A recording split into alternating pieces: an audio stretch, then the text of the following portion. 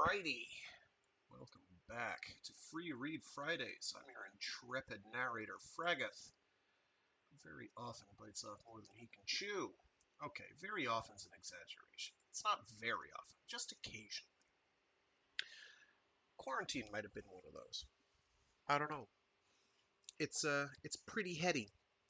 So, um, previously on Quarantine, literally everything happened. Absolutely everything went down. Let's see if I can even remember. Gosh golly gee willikers. So much happened. Let's see. The heist happened. It did not. It emphatically did not go off without a hitch. Um, so what he was trying to do was acquire the original data schematics for the ensemble from the ensemble. The ensemble being the bold text mod, the head chip, which aids and enables quantum smearing. So he goes in and he gets it, and is pretty immediately approached by Laura. You know, the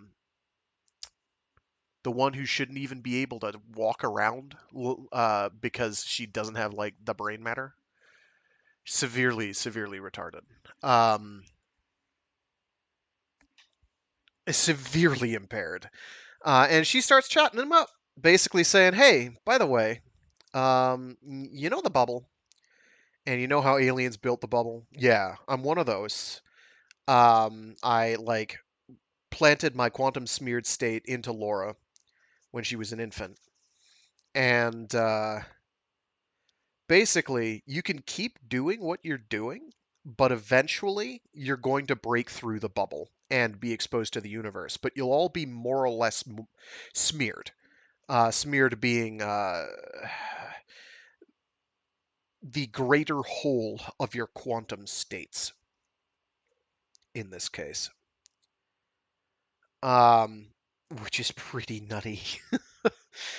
um, and she's like, so after however many days of use, straight use, you're eventually going to wind up popping the bubble. And this is going to affect your entire race. I'm telling you this so that you know and you can prepare and either do or don't use it as you see fit. It is your choice, not mine.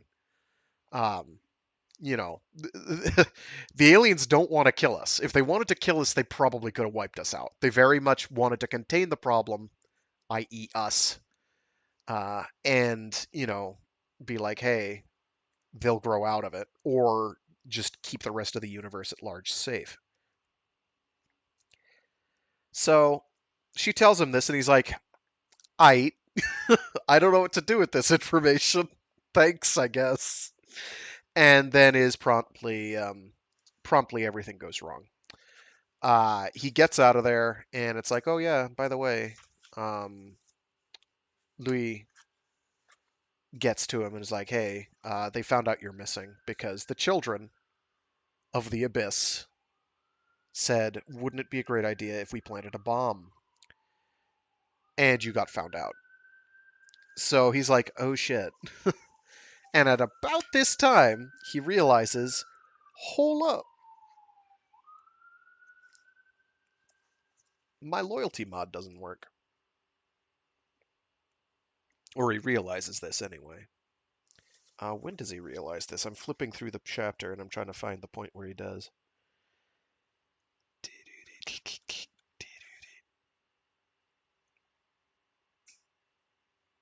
I am not reading 3 pages worth of material just to catch us up. I'm not doing it. I'll read paragraphs. I might read 1 whole page. I am not reading 3 of them. Whatever. In any case,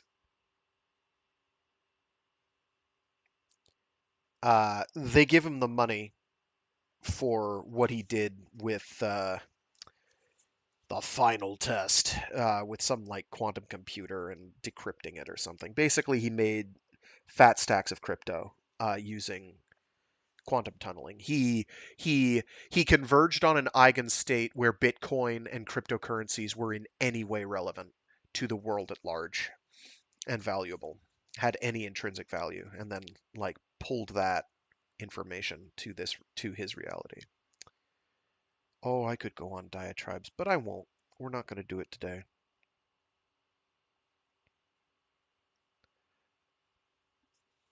Oh, right, and he's copying the schematics and data for Ensemble.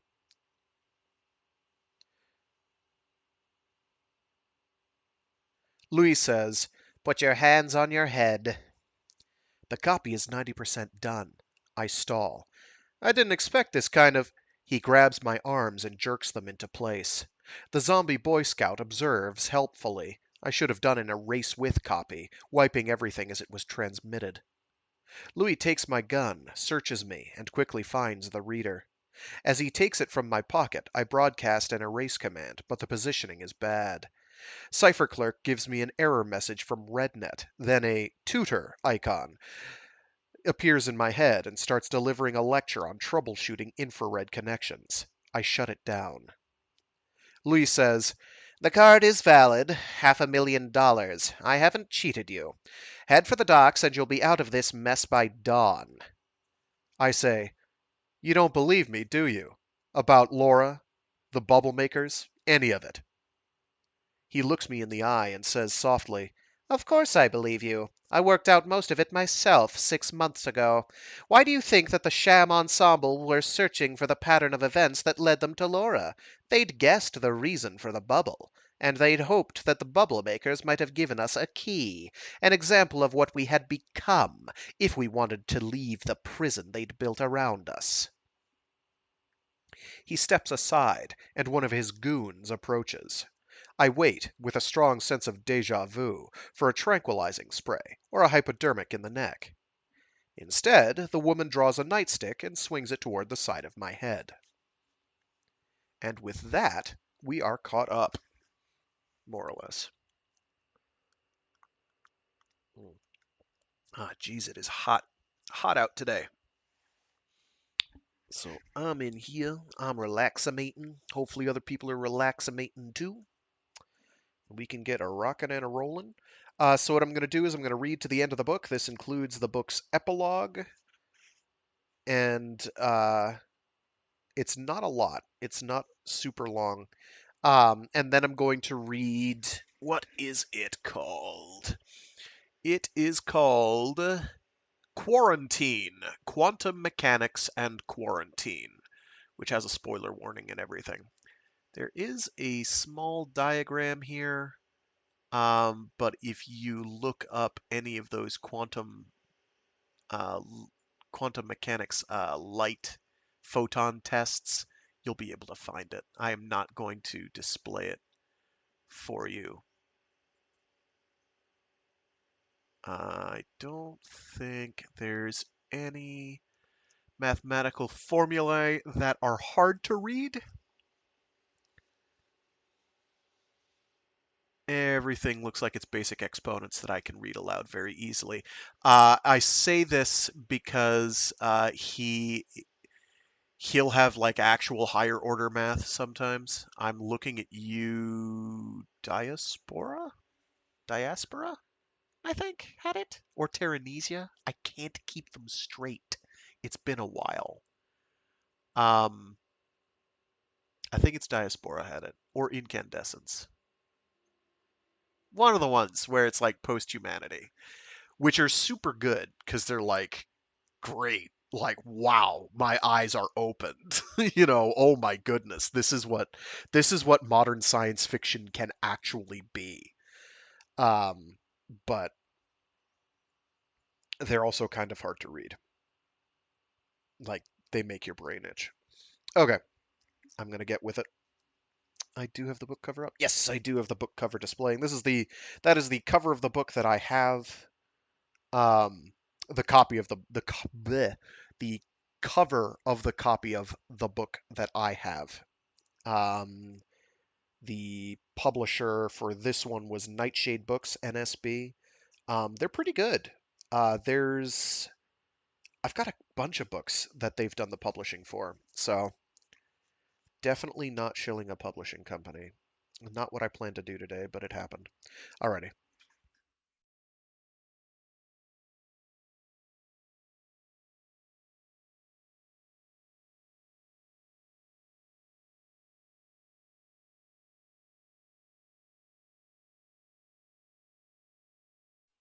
Chapter 12.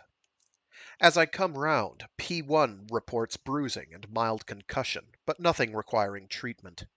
I feel no discomfort. Pain is converted into pure information. I stagger to the side of the road and D-prime, but still feel nothing. Acting on standing orders, Boss takes over the role of anesthetist. I call the Pan Pacific Bank's verification service and plug the card into my sat phone. It seems to be precisely what Louis claimed it was. $500,000 of transnational liquid funds, fully cleared, no strings attached. I order a sequence of transactions which sends the money hurtling around the globe a few hundred times, losing a little value with every orbit, but losing any chance of being traced or recalled even faster. And surviving the scrutiny of over 1,000 separate financial institutions. It comes to a halt after 10 minutes, depleted by 5%, but indisputably real and irreversibly mine now. Why? He came prepared to take the data from me by force, so why pay me a cent? True, he'll be able to earn enough from Ensemble to make a mere 500,000 seem irrelevant, and the payment does make it more likely that I'll leave him to do that in peace. It's a bribe to get me out of the way. He could easily have killed me instead. I should count myself lucky. And I should take his advice. Head for the docks. Bribe my way out of the country. There's nothing to keep me here. Nothing? I think back over the last few hours, trying to pin down the instant of my liberation from the loyalty mod. But I can recall no torturous struggle to assert my true identity, no triumphant feat of mental agility that finally unraveled the knot. But then, nor was there any such battle for my loyalty the day the mod was imposed. It was always a matter of brain physiology, not logic, not strength of will. Exactly what changed that physiology, whether the minority of versions of me who'd tunneled through the mod's constraints somehow swayed my smeared self into choosing one of their number to survive the collapse, namely, me, or whether the crisis at ASR simply left him with so many factors to juggle that he ceased even to care about anything so trivial as his collapsed self's religion. I'll never know. Maybe the smeared Po Quai intervened. Whatever the reason, it's happened. Has it? Louis claimed that I'd been collapsed, and probably believed it. But the only collapse that works is the one that makes itself real. Maybe I'm still smeared, as is Louis and every one of ASR's guards, and the whole incident, the bombs being found, Louis coming to warn me, everything up to and including this moment, is part of an eigenstate that will be discarded, part of the extravagant cost of the night's unlikely success. Fighting down panic, I invoke Hypernova and hit the off button, then realize that doing so proves nothing. Billions of versions of me must have done the very same thing, ineffectually, throughout the night. For a moment, the whole question seems intractable. How can I ever know that I've become irreversibly real? The schedule, that's how. It's 4:07, and if everything had gone according to plan, I'd be back on duty, and collapsed, by now. I laugh with nervous relief. My failure is an irrevocable part of the unique past, and so is my liberation. And however many versions of me would have remained in the grip of the loyalty mod, I'm alive and they're dead. So I have no reason to stay. The ensemble, true or otherwise, means nothing to me. As for the dangers of using ensemble, Louis may be greedy, but he's not stupid. If he really has known about the risks all along, then no doubt he'll take great care to keep them under control. I may not like entrusting the fate of the planet to his dubious expertise, But I have no choice. I can't go to the authorities. ASR will have set me up as the prime suspect for planting the bombs, and they might even believe that themselves. What do I do? Send an anonymous message to the NHK police claiming that technology which might undermine the nature of reality has fallen into unsafe hands? The trouble is, even if Louis himself could be trusted to use the mod cautiously, there's the question of proliferation. What happens when one of his code-breaking clients grows curious about his technique and decides to cut out a few of the intermediaries or ensure that the competition won't have access to the same service? With Louis's quaint ideas of security, it had taken them about a week to find out everything. Oh, whoops. With Louis's quaint ideas of security, it'd take them about a week to find out everything. Ensemble in the hands of gangsters. Or worse, Ensemble in the hands of the intelligence agencies of the PRC or the USA. And even if they too understood the risks and exercised enough restraint to keep the planet from runaway smearing, reality shaped by Beijing or Washington, life wouldn't be worth living. Karen appears beside me. I hesitate, afraid to speak in case she vanishes or explodes. But then I find the courage to say, "It's good to see you. I've missed you." Have I? I hunt for some memory of doing so, but then abandon the search as irrelevant. What matters is, I would have. She says, grimly, "You've screwed up." Yeah. So what are you going to do about it? What can I do? I'm now a suspected terrorist. I have nowhere to stay, no resources. You have $500,000. I shake my head. That's something, but... And you have 95% of Ensemble. I laugh bitterly. 95% might as well be nothing. You can't feed a swarm of nanomachines 95% of a mod specification and just hope that the rest doesn't matter. No. What about 95% of two mod specifications? Two? Then it hits me. Ensemble performs two completely independent functions, inhibiting the collapse and manipulating the eigenstates. There's no reason for the two parts of the mod responsible for these two separate functions to have any overlap, any neurons in common. And if there's no overlap, either part should be able to stand alone. The only question is, I invoke Cipher bleh. I invoke Cipher Clerk and start wading through the data in the buffers. After a few dozen pages of preamble, I find Start section, Eigenstate Control. I search for the next occurrence of Eigenstate Control. Several 100,000 pages later, End section, Eigenstate Control. Checksum 4956841039. Start section, Collapse Inhibition. Karen says, "You have $500,000. You have all you need of Ensemble. Hypernova makes up for the rest. And you have more experience of being smeared than anyone else on the planet, short of Laura herself. So much for having no resources." I shake my head. I can't trust my smeared self. That was part of Laura's warning. He's played along with me so far, but I don't know what he'll do if he gains more strength. Yeah? And who would you rather trust? Him or Louis' clients and their smeared selves? I realize that I'm shivering. I laugh. I'm afraid. Don't you understand? I could turn into anyone. I just lost what used to be the most important thing in my life. Gone, dissolved, in an instant. You know what that means? I might lose anything. I might lose you.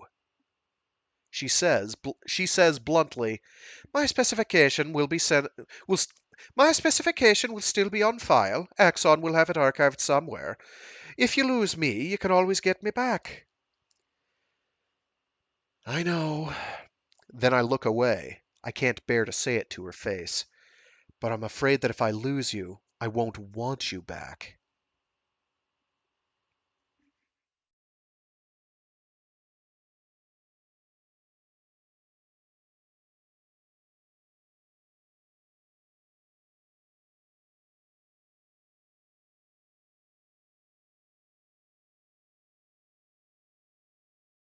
Many of the small traders start opening for business around dawn, and I manage to buy a batch of cosmetic nanomachines and a change of clothes before the streets begin to grow crowded.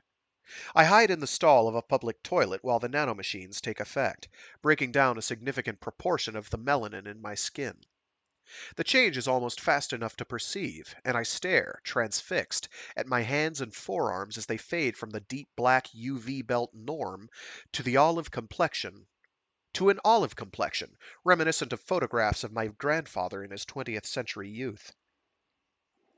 An hour later, my kidneys have extracted the metabolites, and I urinate a surreal dark stream. It's absurd, but pissing away my skin color is at least as disorienting as anything else that's happened in the last 12 hours. Whatever's changed inside my skull, up until now at least, I looked the same. I check my appearance in a mirror, dragging my thoughts back to practicalities. Merely rendered pale, pattern recognition software could still match me with ASR's records, but at least I'm no longer vulnerable to every bystander who might have seen my face splashed about the news systems. In fact, when I access the NHK Times, there's no mention of a foiled bombing attempt by the children or anyone else. The global news systems are the same. It looks like ASR have kept the whole thing to themselves. Perhaps they don't want the NHK police pondering the mystery of exactly why the children chose to target them. It cheers me up a little. I'm hardly out of danger. The Ensemble will have put me on a dozen private hit lists. But it's still nice to know that I'm not going to end up framed as a member of the Children of the Abyss. Sitting on a park bench in a patch of reflected morning sunlight, plugged into the world via Cipher Clerk, RedNet, and my sat phone, I hire an online nanoware expert system. I hire an online nanoware expert system to deal with the ragged edges of my partial copy of Ensemble. Just as well, apart from simply discarding the incomplete second section, the preamble needs to be edited to reflect the change from two sections to one. Nanoware is never treated lightly. A neural mod specification with the slightest inconsistency would be rejected outright by the nanomachine synthesizer. I delete the copyright notices, copy the final specification from the Cipher Clerk buffers to a memory chip ready to hand over the counter, and search the directory for the closest manufacturer. There's a place called Third Hemisphere, barely a kilometer away. The premises, at the end of a drab, blind alley, look like shit, but once inside I catch sight of the synthesizer, a genuine Axon model, complete with prominent Authorized Franchise sign. Or a convincing imitation. The woman in charge plugs my specification chip into a costing system. $30,000, she says. The nanoware for your mod will be ready in a fortnight. According to the expert system, the synthesis should take 8 hours at the most. Any further delay is nothing but queuing. I say, 50,000, and it'll be ready by 10 o'clock tonight. She thinks it over. 80,000, by 9. Done.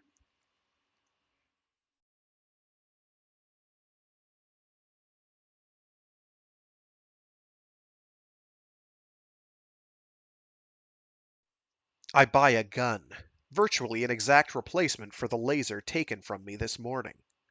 Weapons are one thing NHK is not relaxed about, and black market prices reflect that. At 57,000, someone is collecting a de facto tariff of about 300%. I still find the generosity of Louis's bribe unsettling, but I can see why he'd want to ease my way out of the city rather than risk having me betray him to the Ensemble. And no doubt he was lying about his code-breaking fee, perhaps by 1 or 2 orders of magnitude.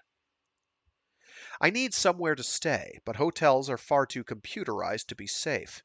It takes me most of the afternoon, but I manage to rent a small flat in a mildly run-down district in the southwest, and with a suitable bribe, no ID is required. When the agent hands me the key and leaves, I collapse onto the bed. The concussion is starting to catch up with me. I'm having trouble staying awake. Karen says, "So, where do we start? What's the most immediate risk to containment?" I sigh. You know this is hopeless. Louis must have made a dozen copies of the data by now. Maybe, but would you have trusted anyone else with them? Or just hidden them? The room itself keeps going slightly out of focus, but her image remains perfectly sharp. I squeeze my eyes shut and try to concentrate. I don't know. He certainly wouldn't have given them to the other members of the canon. I expect he'll have told them that I failed to complete their break-in, if he's had a chance to tell them anything at all. So he may be the only person with access to the data? Perhaps, except for the company he's hired to manufacture his copy of the nanoware, of course. If he plans to keep on selling code-breaking services without me, he's going to have to install Ensemble in his own skull and learn how to use it himself. Which company? I don't know. I force myself back on my feet. The floor sways for a second, then stabilizes. But I think I know how to find out.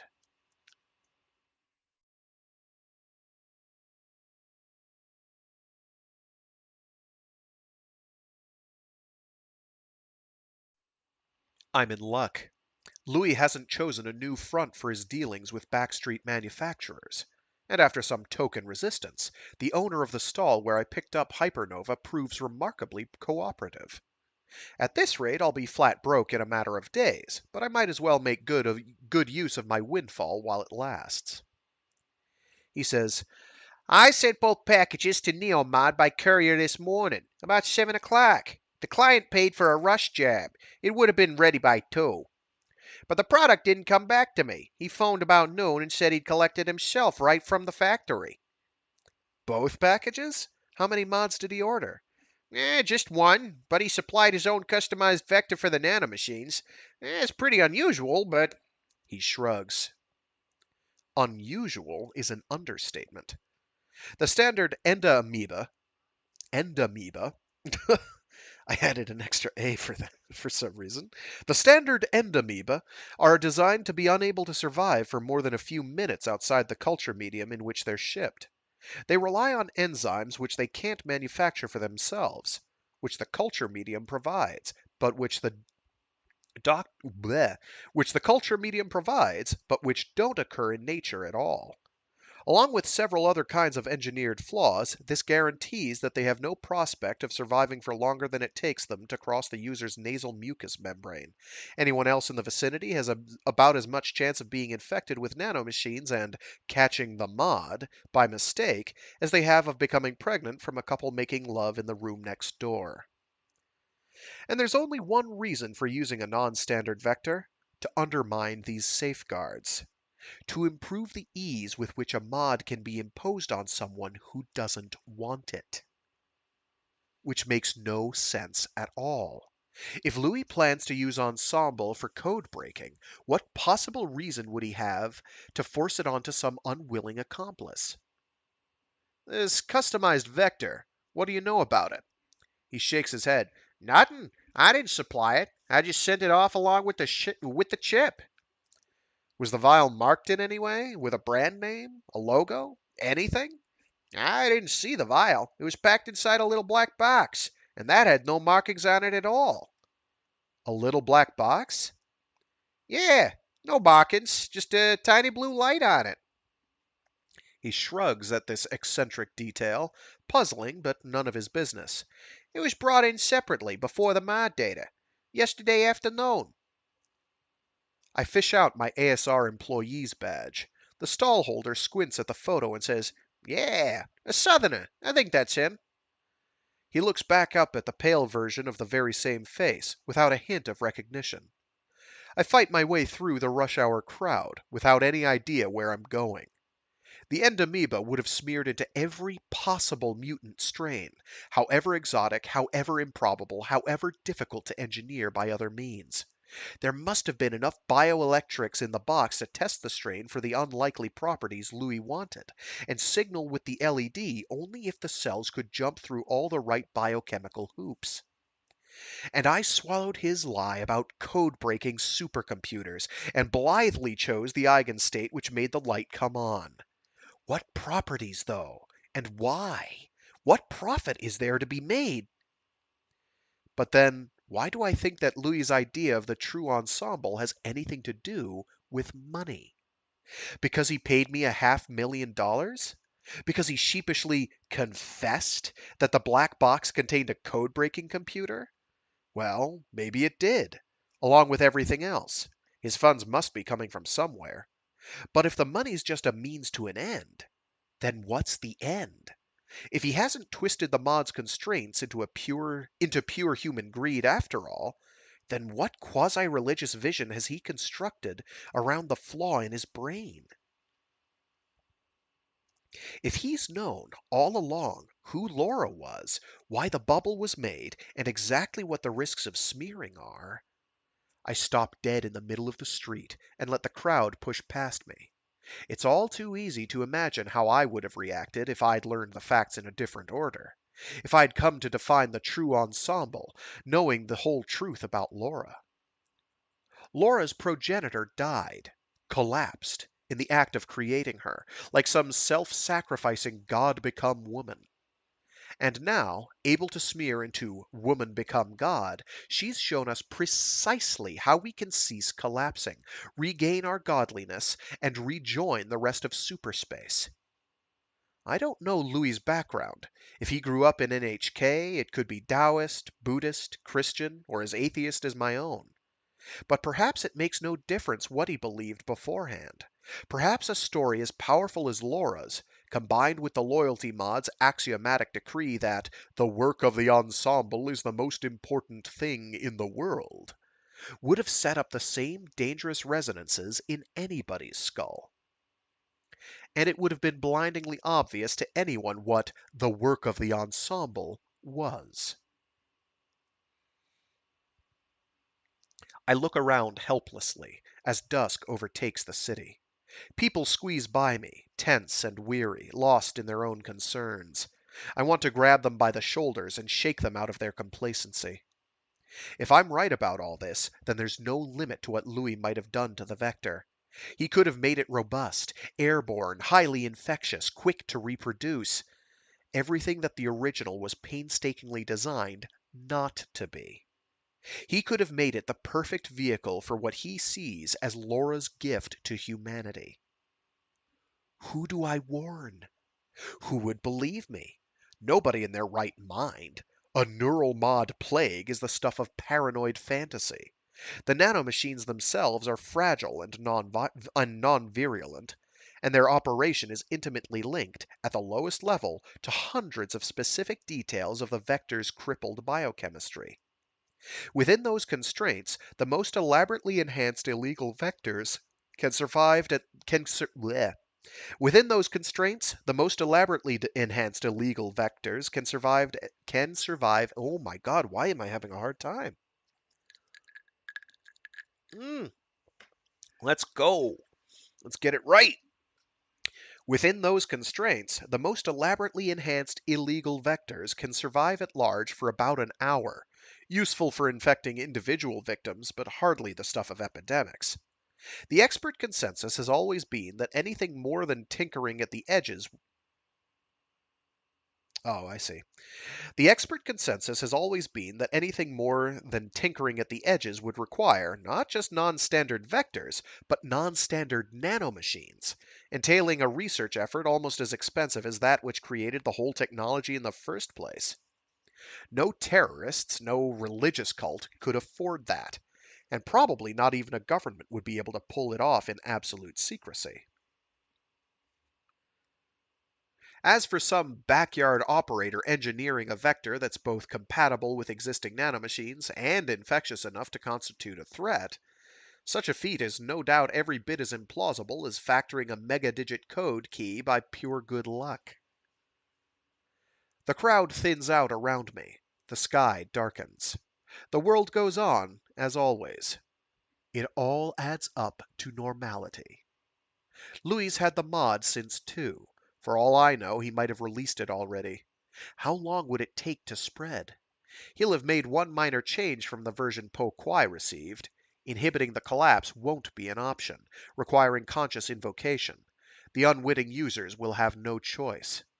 With 10,000 or 100,000 people smeared, how long before their smeared selves learn to suppress the collapse of the rest of the city? And with 12 million people smeared, I look up at the sky and catch sight of a faint point of light above the fading glow in the west. I stare at it for 10 long seconds before I realize it's only Venus.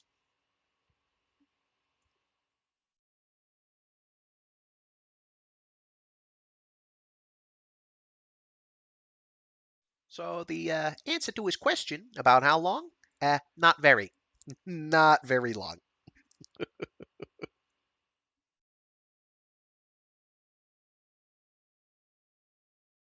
The woman at Third Hemisphere frowns and says, "You're early. Come back in 2 hours."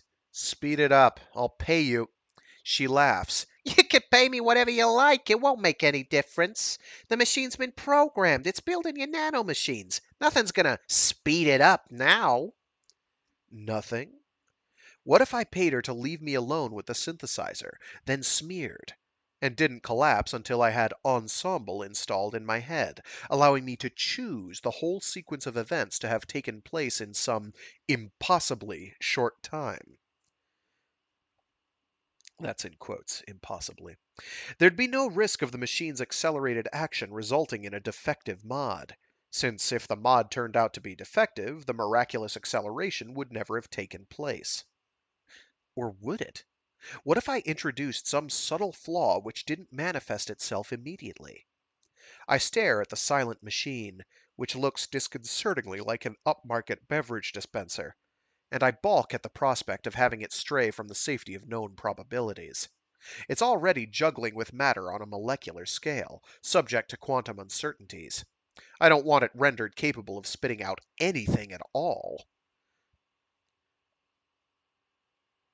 I don't want it rendered capable of spitting out anything at all. Ensemble is my only advantage. If I take shortcuts and screw it up, I'll have no chance whatsoever of finding Louis in time. Louis. Louis. It's not Louie, it's Lui. I've probably been mispronouncing it this entire time. I say, "I'll wait outside. Call me the instant." The woman nods, amused.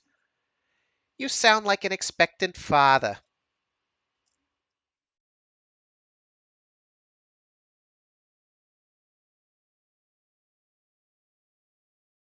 I should prime, go into stakeout mode, and pass the time effortlessly. But some part of me violently resists the idea.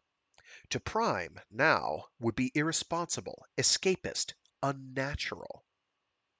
I contemplate this alien rhetoric numbly, more bemused than horrified. I've escaped the grip of the loyalty mod by collapsing in some unlikely way. Did I expect to end up perfectly unchanged in every other respect? Perhaps an increased distaste for neural mods was necessary. Was Perhaps the increased distaste for neural mods was a necessary, or highly probable, concomitant of wanting to be set free.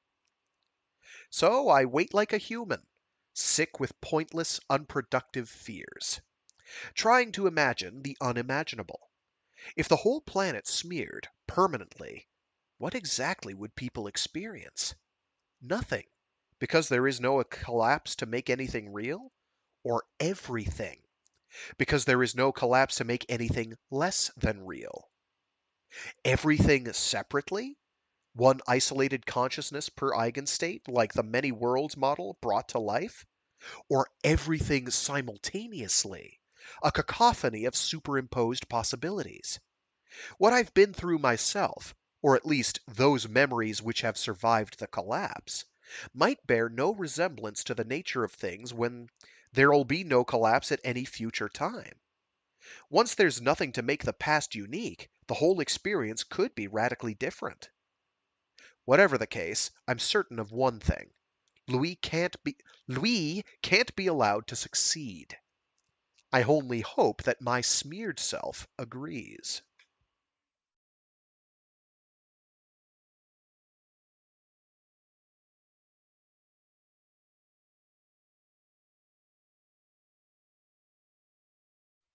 The third hemisphere woman doesn't ask what it is I'm so desperate to try. I transfer the money. She hands me the vial, and I use it at once. She says, "I hope we do business again." I stop pinching my nostril. "I doubt that very much." I sniff twice. A drop of fluid falls to the floor. As I walk out of the alley, I instruct Mind Tools to notify me when Ensemble proclaims its existence. The expert system predicted 2 to 3 hours for installation, depending on the contingencies of the user's neural anatomy. Back on the main road, the shop fronts are dazzling with holograms of merchandise. Photorealism is out of style this year, and everything from shoes to cooking pots is rendered incandescent. I reach up and pass my hand back and forth through the spinning front wheel of a bicycle hovering 2 meters above the pavement, half expecting a shock of pain from the white-hot spokes. I stand a while, watching the crowd. I could still buy my way out of this. In 2 hours, I could be on the other side of the world. Maybe Laura was wrong. Maybe whatever happens here could be confined somehow. Once it's clear that there's an epidemic, if they closed the borders against people who can tunnel through any kind of barrier, what do I think they're going to do? Drop the city into a black hole? Build their own bubble? Karen says, "You stole the mod once. You can do it again. What does Louis have to do to stop you? What does Louis have to stop you that BDI didn't?" And if he's already released the end amoeba? You don't know he's done that. I don't know that he hasn't. I stare up at the sky and fight down a wave of vertigo. The truth is, the bubble has never confined us. It's merely rendered our confinement visible. The shock was not one of limitation. The shock was being forced to confront the alternative, the infinite freedom beyond. I say, "I think I'm getting bubble fever." Karen shakes her head. "Bubble fever," she says, "has gone right out of fashion." That's right. Venus would be within the bubble's confines. So ignore what I said like several pages ago about it wouldn't take long, because Venus would absolutely be still be visible in the night sky because the bubble extends out to, I don't know, like the Oort or something. It's out there, out there. It's a big bubble, substantially larger than our solar system. It's not like the size of the galaxy or anything. It's not the size of the local cluster or anything. It's just our solar system, but it's like Pluto and out a ways. I don't know. It's a ways out. I have no choice but to wait for Ensemble. But that's no reason to delay preparing the tools that I'm going to need to help me find Louis, once the mod is functional. Back in my flat, I write a small von Neumann program which will accept a 6-digit number as input, consult Deja Vu's geographical database, and generate a map reference to a 45-meter square of dry land somewhere in the city. It takes me a while to decide what else to rule out, besides water. There are plenty of land use categories that seem obviously pointless to search, too exposed, too inaccessible, or just plain ludicrous. But I can't decide where to draw the line, so I end up keeping most of them in. Airport runways are excluded, but any versions of me sent to investigate some corner of a rugby field or sewage treatment plant will just have to live with the knowledge that they probably won't see out the night. I stare at the map in my head and think, by morning, this city is going to be smothered with my invisible corpses. And to the sole inheritor of my past, the miraculous survivor of one more collapse, these deaths will seem less real than ever. They're real to me, though. They're in my future, all of them.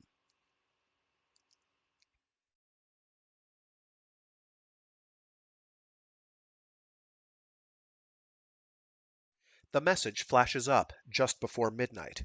Mind Tools. Broadcast received. Sender ID. Ensemble. Third Hemisphere, $80,000. Category. Autogenesis completion. I try to invoke it, but no interface window, no control panel appears in my mind's eye, which is no great surprise. This mod isn't mine to use. So I sit on the bed and invoke Hypernova and bring back to life the being that Ensemble was made for.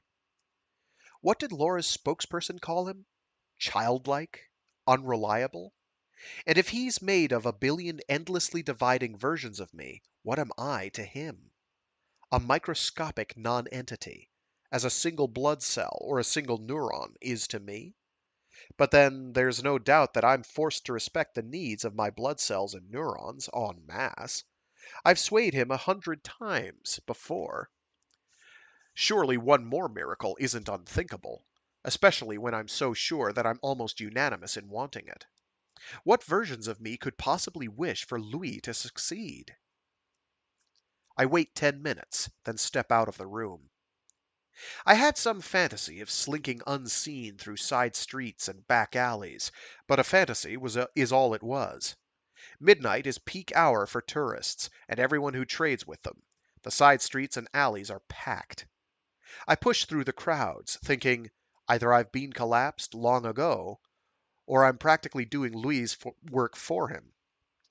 If I'm preventing the collapse of everyone who observes me, of everyone who observes me, and everyone who observes them, and that's true for every version of me as I spread out across the city, then how long before the whole planet is smeared? Supposedly a day or two for Laura, but I can't count on the same time frame applying to me. She might have had ways to minimize the effect, techniques to focus her presence. Me, I've set out to scour the city. I'm not focused at all. There's a busker at the entrance to the underground, wearing old-fashioned force sensor gloves and playing a virtual violin. Very skillfully, too. If she really is causing the sound, and not just miming to it. On the escalators down, I take out the dice generator, throw six decahedrons, and feed the results into my map dividing program. Throwing dice to find a madman? Why not consult Louis' horoscope? Why not consult the fucking I Ching? I Ching? I Ching? I don't actually know how that's pronounced. I know what it is. I don't think I've ever heard it pronounced out loud. But I stifle my last vestiges of common sense, press on into the crowded station, and buy a ticket for my random destination.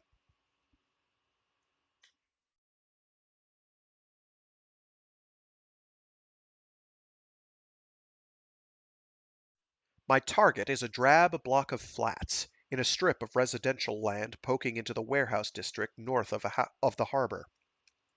I approach with as much hope and caution as I can muster, torn between the clear understanding that the odds. Whoops! I approach with as much hope and caution as I can muster, torn between the clear understanding that the odds that I will be the one to find Louis are still only 1 in a million, and my irrelevant but compelling memories of having survived the collapse, despite the odds, so many times before. The front entrance is locked, with a video paging system for visitors. The door slides open as I approach. I glance back over my shoulder as I step through into the foyer, shaken by a brief but vivid fantasy of the alternative. Standing outside, waiting in vain for a miracle that's never going to come. 30 stories, with 20 flats each. I toss 3 decahedrons without thinking, and get 8, 9, 5. I almost panic, but then I shake my head, laughing. I'm not giving up that easily. I can play this game any way I like. I subtract 600 and head for the stairs. If there are more of me in some flats than others, that's hardly the end of the world. I take the stairs quietly. The building is all but silent. There's faint music from the 3rd floor, and a child crying on the 7th. The occasional shudder of running water and flushing toilets. The banality of it all is, absurdly, reassuring. As if by some fanciful law of conservation of implausibility, those of me destined to fail might be hearing some freakish proof that their luck has been wasted. Like the same incarnation of Angela Renfield's Paradise being played, coincidentally, in every flat. By the 10th floor, I've made up my mind. If Louis is not in 295, I'll search the whole building from top to bottom. I have nothing to lose. And if he's nowhere in the building, then I'll search the entire street. I see movement ahead as I step out onto the 14th floor, but it's only a squat cleaning robot gliding along the corridor, vacuuming the ragged carpet and sucking graffiti off the walls. I hesitate outside room 295, but only for a moment. I draw my gun and try the door. It opens.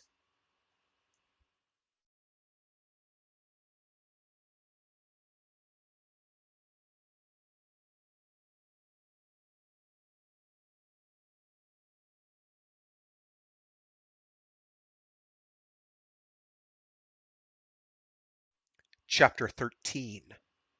Louis is standing beside a table cluttered with laboratory glassware, watching the liquid in a culture flask being stirred by a spinning magnet.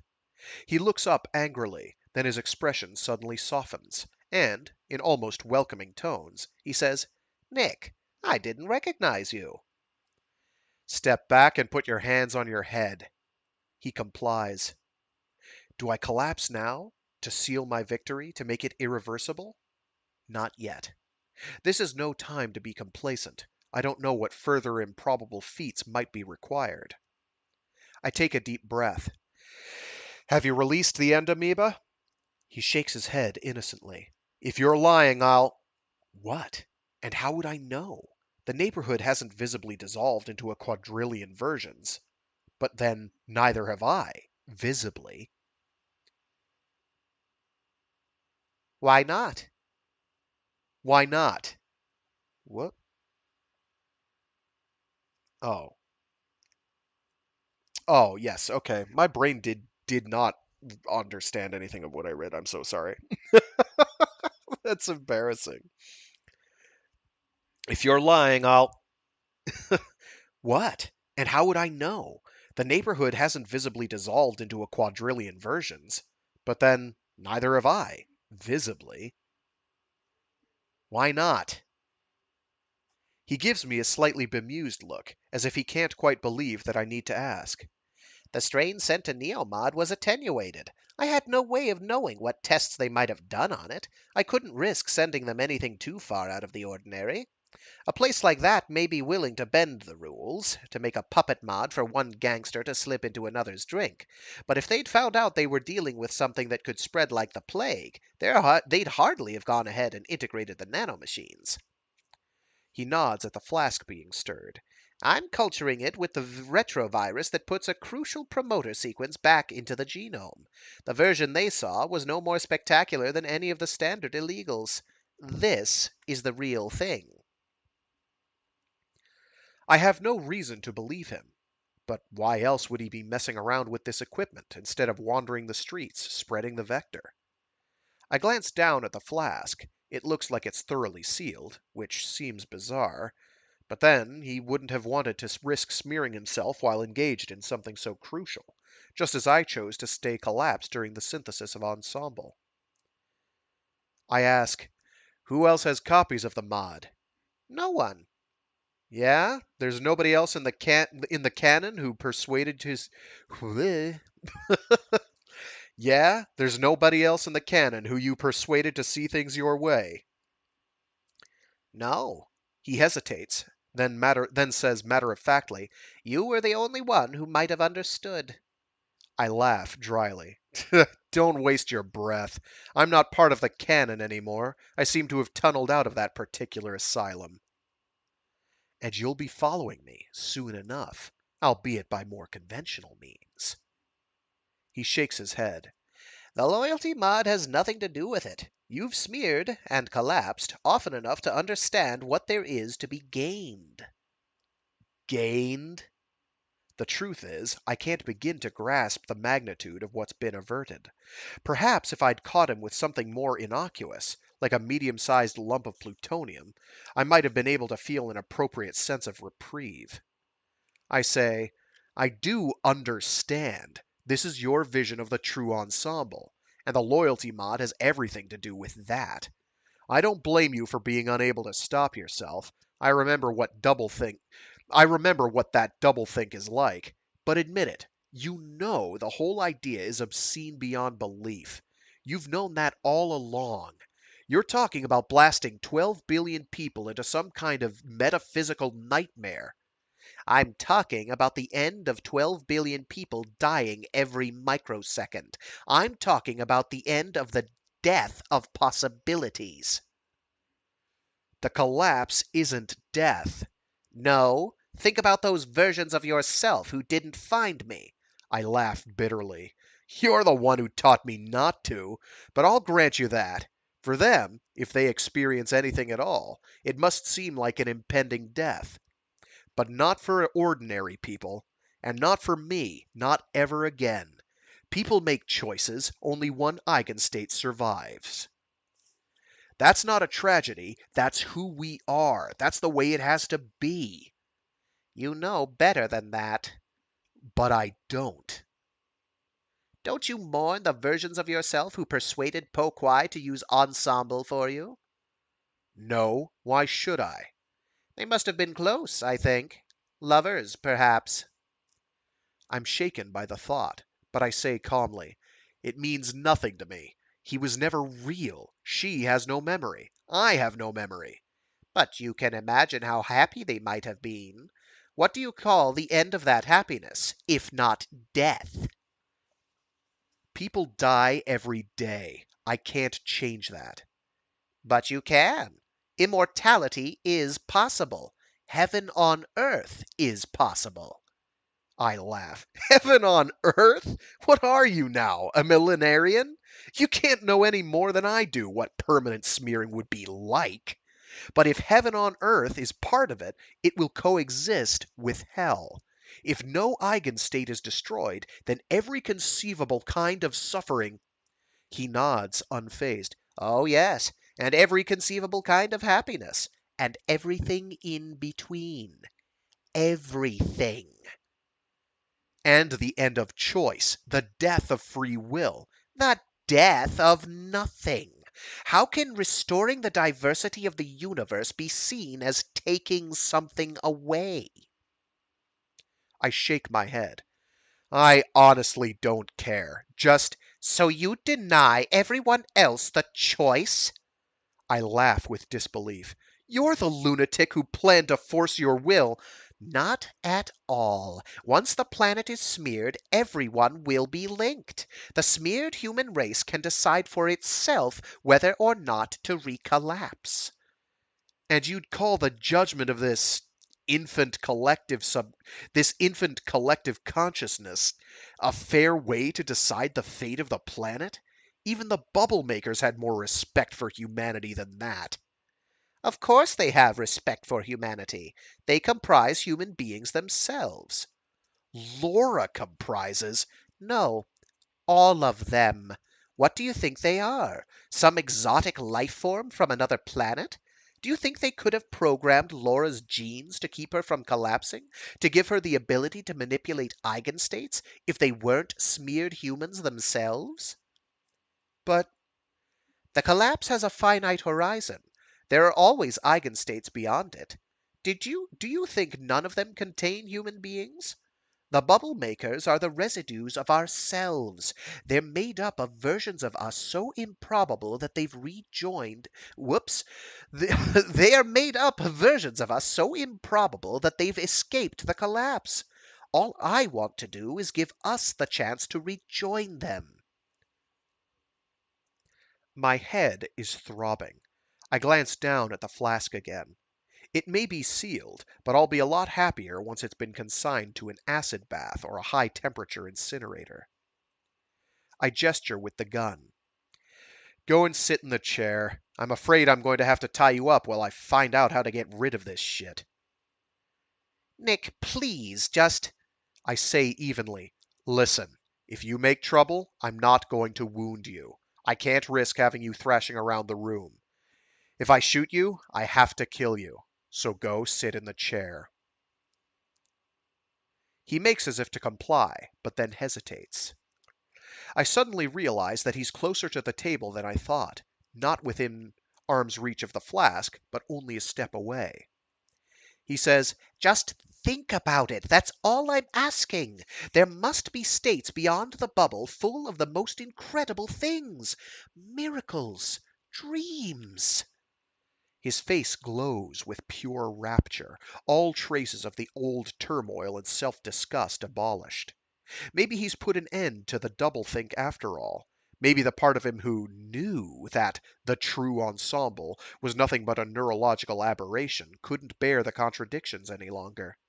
Maybe the loyalty mod has finally destroyed the old Louis Qiu-Ching forever. Louis Qiu-Ching. There we go.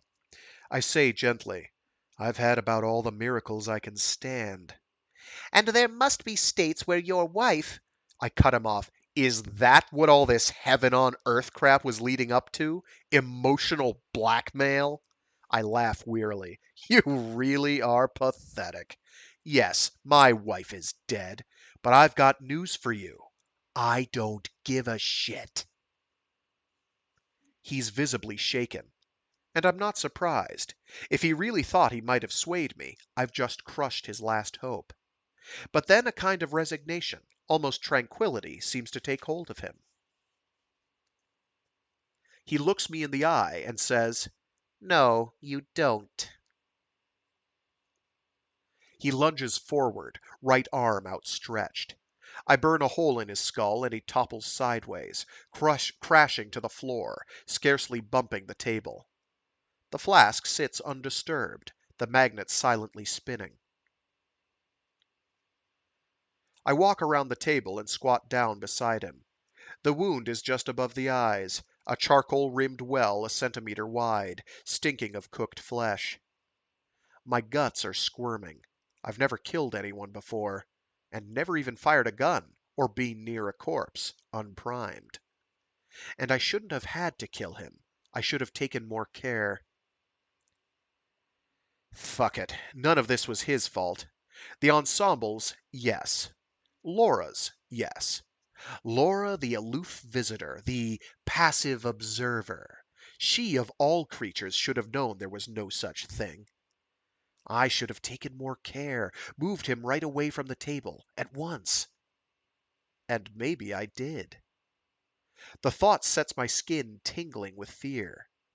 Maybe I did. Almost certainly I did. So who will my smeared self choose? Me, or the cousin who is smart enough to do things right?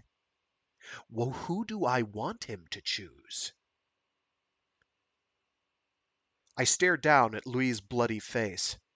I hardly knew him, but what would I have to give up to raise him from the dead? 2 minutes of my life, that's all. An eye blink of amnesia. How many hours, added up over the years, have I lost from memory by now? Have vanished as completely as if they'd never happened? And how many versions of me have died while I was primed, so that the one who made the optimal decisions could be real? This will be nothing new. I've been dying for the sake of getting things right all my life. It's not my decision to make, but as I invoke hypernova, I whisper aloud, choose someone else. Let him live. I don't care. I hit the off button, and nothing changes. Nothing would. I walk over to the room's only chair, slump into it, close my eyes, and wait. Karen stands beside me, silent but reassuring. After 15 minutes, long enough, surely, for anyone who handled Louis more efficiently than I did, to have tied him up and chosen to collapse, I invoke Cipher Clerk. I have no idea what to do with a flask of the world's most infectious protozoans, but Dr. Pangloss is sure to have a few suggestions.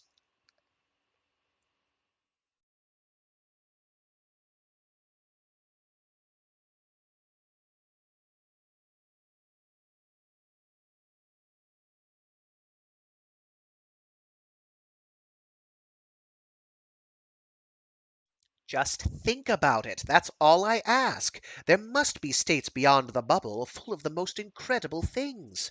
Miracles. Dreams. There must be states where your wife is still alive. For a moment, Louis' words are electrifying, but you don't know that. You don't know that the bubble makers are human. It's all just speculation. He ignores this and just repeats softly, Think about it. unwillingly I do. Karen alive.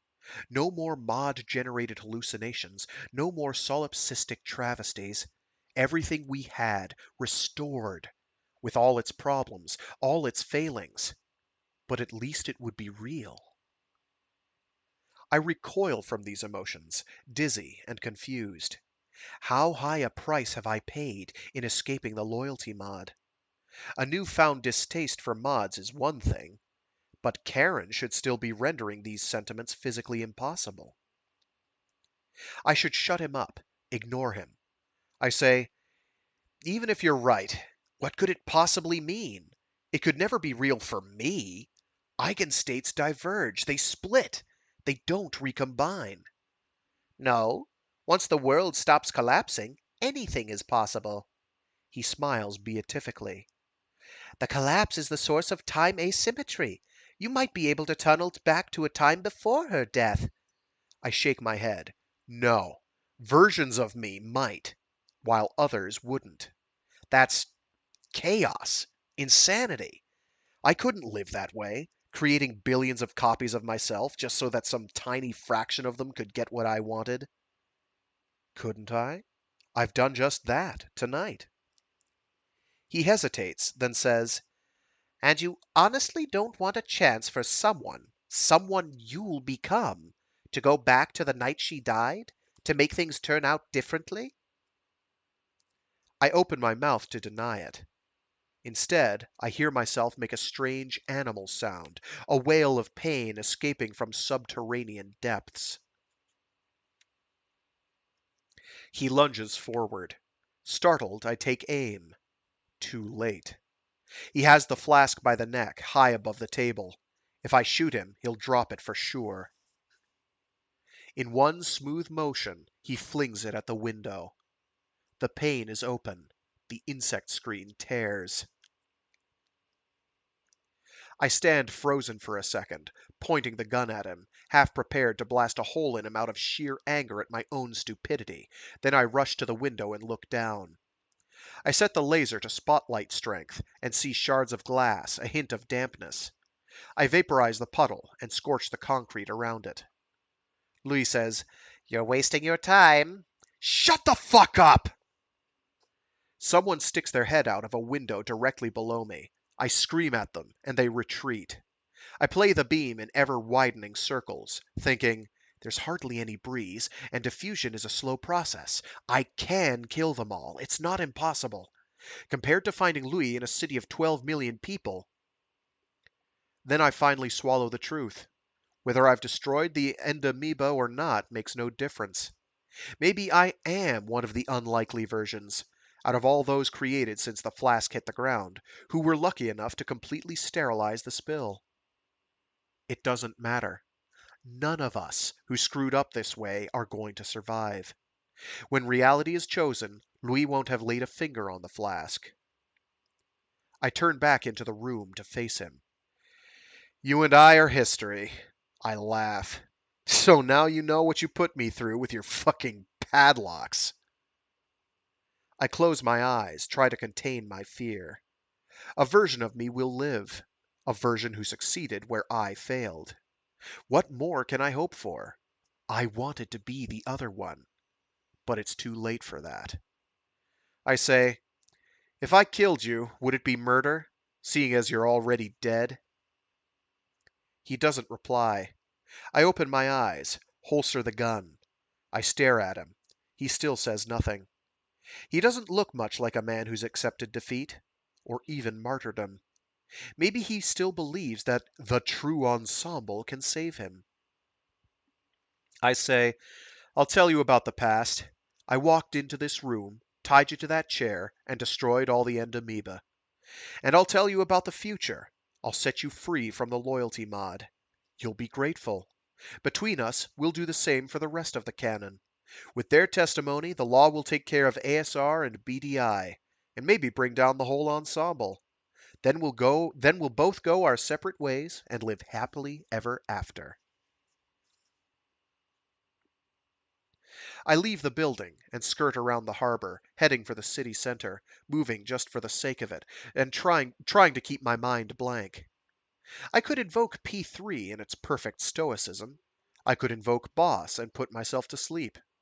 I do neither. After I've walked about 3 kilometers, I finally check the time. 1:13. The successful version of me must have been in the flat for at least 40 minutes by now. I turn back and scream obscenities. The street is crowded, but nobody gives me a second glance. Suddenly exhausted, I sit down at the side of the road. Habit overcomes ig- over bleh. Habit overcomes disgust. I try to invoke Karen. Nothing happens. I run a Mind Tools inventory. The mod's still there on the bus. I run diagnostics, and my skull explodes with error messages. I shut down the test and bury my head in my arms. Okay, I die alone. I just wish he'd get it over and done with. After a while, I rise to my feet. I turn to a passing woman and ask, "What is this? The virtual afterlife?" She says, "Not as far as I know." I take out the dice generator, put it away, take it out again. What can it prove? If I'm still smeared, and I must be, I'll split 36-fold at every toss, with one branch of me gradually becoming convinced of the truth, but all the others learning nothing. I do it anyway. 7, 3, 9, 9, 2, 5. What are you waiting for? Are you searching the city a second time for hidden copies of the mod? Breaking into BDI again to destroy the original? But why would I do either? Without collapsing in between, to make the night's first miracle secure, and to reduce the risk of runaway smearing. I glance up at the empty gray sky, then head on into the city.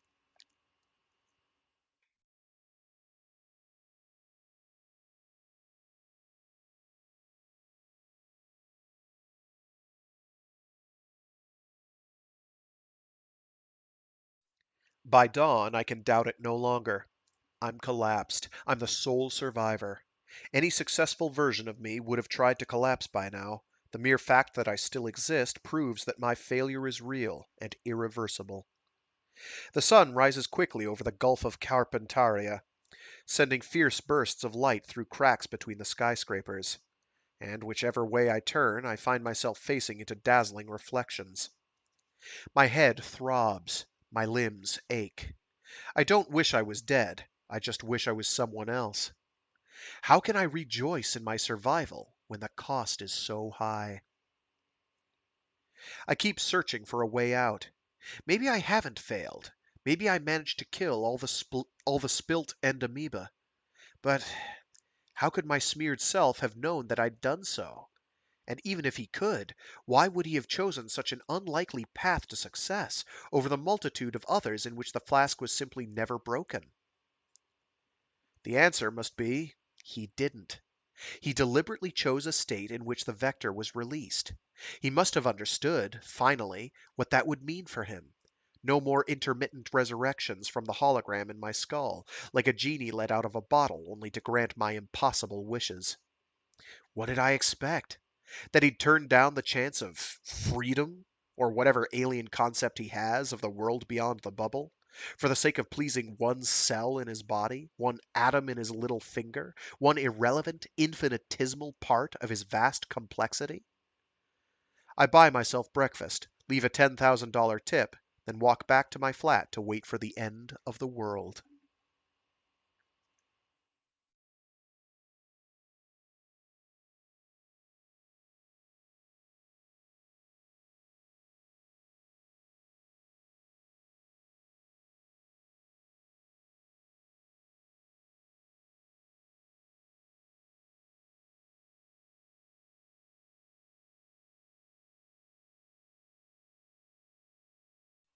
I monitor the news systems for some sign that the plague has begun, but scarcely notice what I'm reading.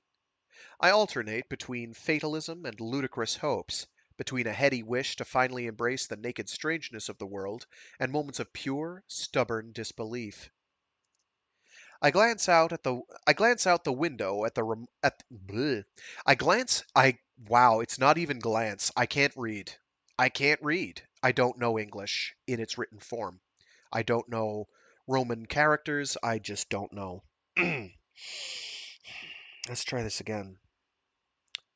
I gaze out the window at the unremarkable city and think, even if humanity maintains this, microsecond by microsecond, after so many thousands of years, surely by now it must possess some kind of stability, some kind of inertia, some kind of independent reality. But why should it? Do I think that by collapsing inanimate matter often enough, we've destroyed its ability to smear? Cowed it into submission in an act of metaphysical imperialism?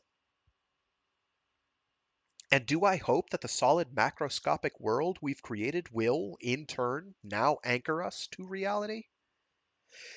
The truth is, the instant we cease imposing uniqueness upon it, it will explode in a billion directions with a resilience unchanged since the birth of the universe. Denial aside, I don't know how to anesthetize myself, how to make these last hours bearable. The old ways are lost. The mere thought of finding solace in Ahmad repels me, although I can't ignore my memories. I can't forget that the loyalty mod gave me a sense of purpose, or that Karen made me every bit as happy as if I'd been in love. And although I don't wish for a moment to regain that synthetic happiness, that obscene travesty of love, I have nothing to take its place. How could I? I came into existence hours ago. I'm no repressed fragment of my previous self, no sublimated personality that's finally broken to the surface. I'm a stranger in my own life, an intruder in my own skull. Worse than an amnesiac, I remember the past, but I know that I have no claim to it.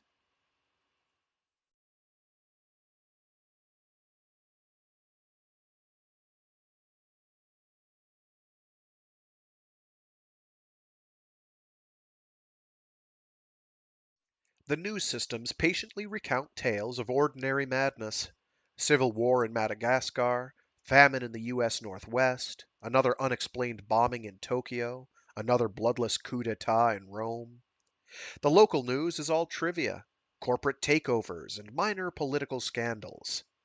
By nightfall, I'm prepared to abandon all pretense at having comprehended the events of the last 2 days, and to sink, gratefully, into the understanding that everything that's befallen me has been a paranoid delusion. The terminal's image flickers and dies. I thump it, and it comes back to life. But then the text wavers and disintegrates into individual letters, which slowly drift apart like flotsam or space debris, and then leave the surface of the screen itself and float out into the room. I reach out and sweep up a handful. They melt on my palm like snowflakes. I look out across the city. Advertising holograms are fragmenting, dissolving, mutating. Some have degenerated into abstract streaks of vivid color, slowly bleeding into the night air. Others remain identifiable, if surreal. Images of jets are growing scales and claws.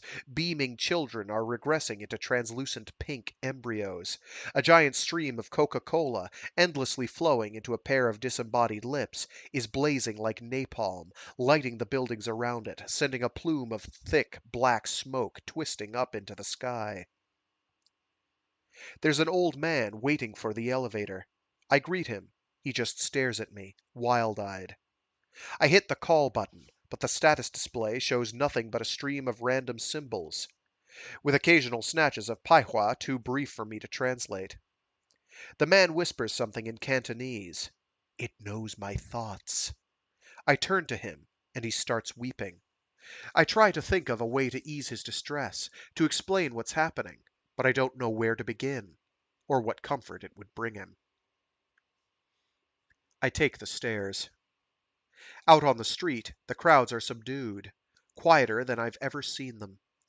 All along I've been expecting hysteria and violence, but people seem to be mesmerized, walking in a dream. The transformed billboards make a bizarre spectacle, but they don't explain this mood. The mutating holograms and pyrotechnics could be nothing but an elaborate prank. Surely nobody can yet have guessed what they presage. Presage? What they presage. Presage. Presage. Presage might. I don't know. I don't know the proper pronunciation. We're going with presage. This doesn't presage it. No, their smeared selves might have circled the globe, might already have linked, intermittently, into a mind more complex than the Earth has ever known. Who am I to know what insights might have been passed down to the collapsed mode? In Observatory Road, I see a flowering vine burst from the pavement and dance like a snake. Amidst the dazed, blank-faced spectators, two small children are laughing and clapping with delight. Perhaps they're choosing this event. The petal of the white blossoms The petals of the white blossoms form into luminous butterflies, which flutter away above the heads of the crowd, but the flowers remain intact, endlessly renewed. Which is most likely? An eigenstate actually containing this feat? Or one in which every witness is merely hallucinating it? I cling to the distinction, stubbornly, although I don't know how much longer it can last.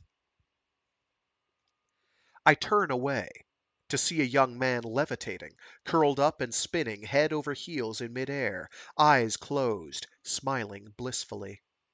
People watch him politely, as if he were a busker, juggling or stilt walking. One old woman takes root in the ground, the cloth of her trousers and the skin of her legs melting together into bark. Another woman is turning into a statue of glass, a faint flesh-colored hue retreating from her limbs into her torso, then fading completely. What version of her could have chosen this suicidal outcome? But the statue stretches its arms wide, then strides purposefully away. I try to follow it, but it vanishes into the crowd. I keep walking. In places, the streetlights are blazing like tiny suns. 100 meters on, the city is in darkness. I turn into an alley and find myself wading waist deep in gold coins. I lift a handful. They're as heavy, as cool, as solid as the real thing ought to be. I shouldn't be able to take a step, but I walk as easily as if there were nothing blocking my way. I emerge onto a brightly lit street where it's raining blood. Coarse, dark, stinking drops. People stand shielding their faces, screaming, or huddle on the ground, shaking and whimpering. What is this? Some smeared lunatic's vision of the end of the world? Will every insane eschatology ever dreamed of be unleashed in these last hours? Or is this nothing but an accident, an unintended glitch? Many of the smeared humans could still be inexperienced and isolated. Maybe we're collapsing them unawares, constructing a mosaic reality from a series of random snapshots of which their first infantile explorations of the space of Huygens of their first Whoops. Maybe we're collapsing them unawares, constructing a mosaic reality from a series of random snapshots of their first infantile explorations of the space of eigenstates. I stand and watch, helplessly, until the blood in my eyes begins to blind me. A block away, it's raining clear, sweet water, and people are turning enraptured faces to the sky to drink. The streets seethe with transformation. Some people's features are shifting, flowing smoothly or jumping between alternatives. Walking in a daze, they seem oblivious, and I touch my own face, wondering if the same thing is happening to me. Vegetation is sprouting everywhere. Patches of wheat, sugarcane, bamboo, stretches of wild-looking tropical undergrowth. Some stalls are simply crumbling into fine dust. Others are mutating into exotic architectural pastiche. And the walls of one have turned to flesh, blood visibly pulsing through veins as thick as my arm. I stare up at the skyscrapers, most of them surreally intact. But even as I wonder at this, the fractal cladding on one tower starts drifting down like confetti. Within a block of ASR, I catch sight of Po Kwai sitting on the pavement in front of a food stall, staring with a fixed gaze into the crowd. When I touch her shoulder, she looks up at me, then jerks away. Hey, it's me, Nick. Nick? She reaches up and touches my pale hand gingerly. The sight of it seems to horrify her. She says, I did this to you. I'm sorry. I laugh. What do you mean? I did it to myself. The quickest disguise I could think of, that's all. I sit down beside her. She gestures at the crowd and says numbly, I'm destroying the city. I'm turning everyone into freaks. And I can't stop it. I've tried, but I can't stop it. I take her by the shoulders, turn her to face me. She cringes, but meets my eyes. Listen, none of this is your fault. She makes a strangled, whimpering sound, then almost laughs. No? Who else do you know who could do this? For a moment, I think, why bother explaining anything? In an hour or two, it will make no difference. She may be suffering now, but how much consolation will the truth be? But then I steel myself and set about answering her question. At first, she seems almost oblivious to my words, but slowly the logic of what I'm saying penetrates her state of shock and the stupor of misplaced guilt. By the time I reach my encounter with Laura in the vault, the old Po Kwai is back. She blew the tranquilizer back into the bottle? She nods, smiling faintly. Well, why not? No collapse, no time asymmetry. That's exactly what Louis said. Louis? When? I'll come to that.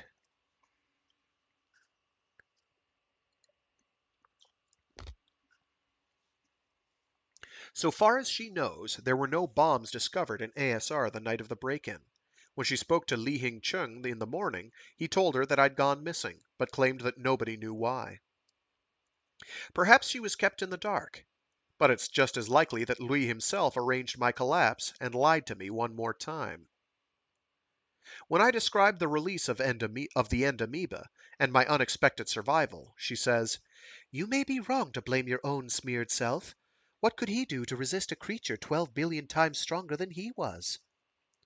What do you mean? The entire planet, the smeared human race. But they still aren't. Not the whole planet, even now. No, but if they will be, or might be, don't you think that they could choose their past? You know what one smeared human can do. Don't you think an amalgam of 12 billion would be able to tunnel its way into existence by whatever means that would take? The versions of you who prevented the spill would have ended up collapsed, uncorrelated with anyone else. But the versions who failed would have been linked to all this. She gestures at the chaos around us. In the sway of at least a few thousand smeared people, and whatever's yet to come. It found a way to happen, and you were part of it, that's all. I see. So my liberation from the loyalty mod, from Karen, is more of a joke than ever. I am who I am only because I served as a conduit for this apocalypse, a fault line through which the future smeared humanity could force itself into being. Something new is happening to the crowd. Groups of people are coming together. Some merely join hands or stand side by side, but others literally coalesce, their bodies melting into each other. I look away, fighting down panic. I can't face this. Not yet. I cling to a thread of normality. I try to apologize to Po Kwai for deceiving her for so long, but she brushes this aside. What does it matter now? I understand. You would have told me the truth, but the loyalty mod. But I didn't tell you the truth. It makes no difference what I would have done. I only have one past. I have to be responsible for it. I have to reclaim it. I have to make it mine. She laughs, disbelieving. Nick, it's all over. It doesn't matter anymore. And I used Ensemble. I invaded your skull. She shakes her head wearily. You didn't invade my skull. I did what you asked, that's all. What? She shrugs. I can't remember much, just fragments. I thought I was dreaming. I knew I was dreaming. We'd sit and watch the dice together. I'd make them fall the way you asked, and I knew that was impossible. But you don't remember any of it, do you? No. Well, she looks away. I glance up at the sky. A single star has appeared. By the time I point it out to Po Kwai, there's another beside it. After a moment, she says, They're so pale. I always thought they'd be brighter. The crowd falls silent and watches as one. The stars double and redouble, just as they did in my vision of just as they did bleh. The stars double and redouble, just as they did in my vision in the anteroom. Could the smeared race reach back that far? Was it choosing my eigenstates even then? Po Kwai starts shivering. I whisper some soothing inanity and take her hand. She says, I'm not afraid. I'm just not ready. Would you make it stop, please? I'm not ready. The crowd begins to blur. The cells break up and reform, growing larger. In the gaps between, I catch sight of someone walking alone. Karen turns to look at me, frowning slightly, as if she finds me vaguely reminiscent of someone she once knew. Then she turns and walks away. An arc of stars blazes across the sky. I stand, still holding on to Po Kwai, hauling her to her feet, dragging her forward with me. At the edge of the crowd, I hesitate. Fluid, human-shaped forms collide and coalesce. Po Kwai breaks free. I step back. I catch one last glimpse of Karen retreating, but I can't seem to move. I raise my eyes to heaven, and the sky turns white.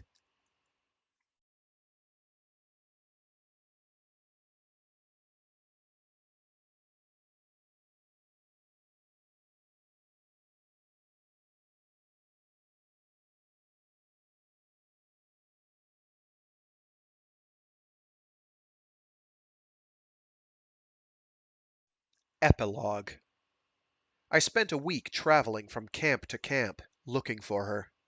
Everyone in the camps is, supposedly, registered on a central computer, but I thought she might have been wary.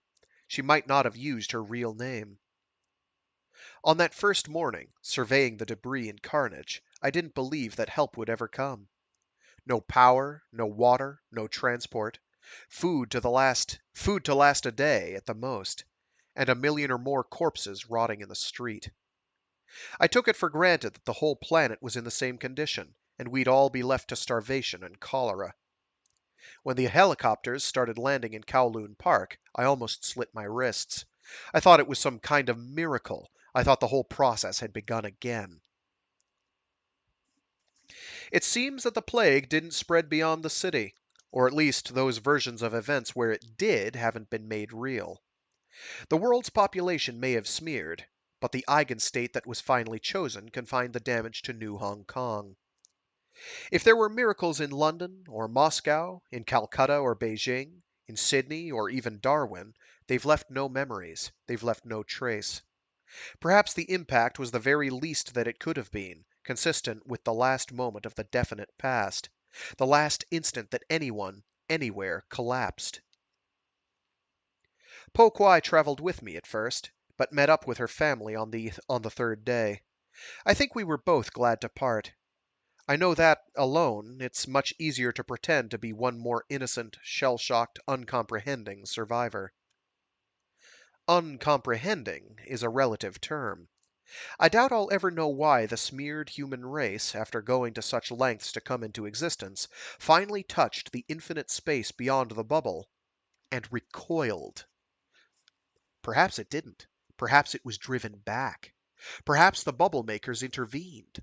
Although if Laura's messenger was any guide, that's hard to imagine. But if smeared humanity couldn't face what lay beyond the bubble, for whatever reason, then it had no choice but suicide. collapse into a state in which collapse into a state from which it would not reemerge. Smearing is exponential growth. It increase Smearing is exponential growth. Increase without bounds. A single, unique reality was the only stable alternative. There could be no middle ground. Communications channels are tightly controlled. The geosynchronous satellite serving NHK has been switched into a special mode which only the UN troops can access.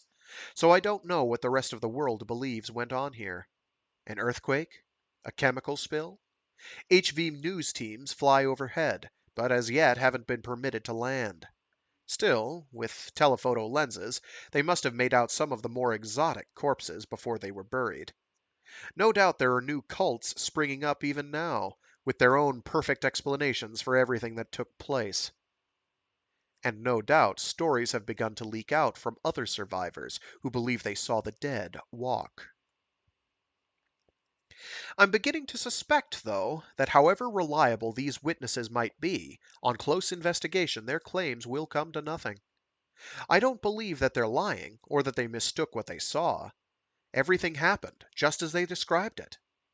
But it was simply never made real. I've settled down now, in this camp on the old city's western edge. I have a I have a registration card.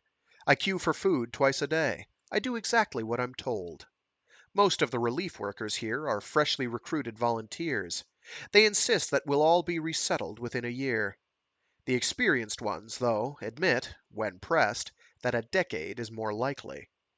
New Hong Kong won't be rebuilt on the original site until investigators know why the city crumbled, and the answer to that, I hope, will be a long time coming.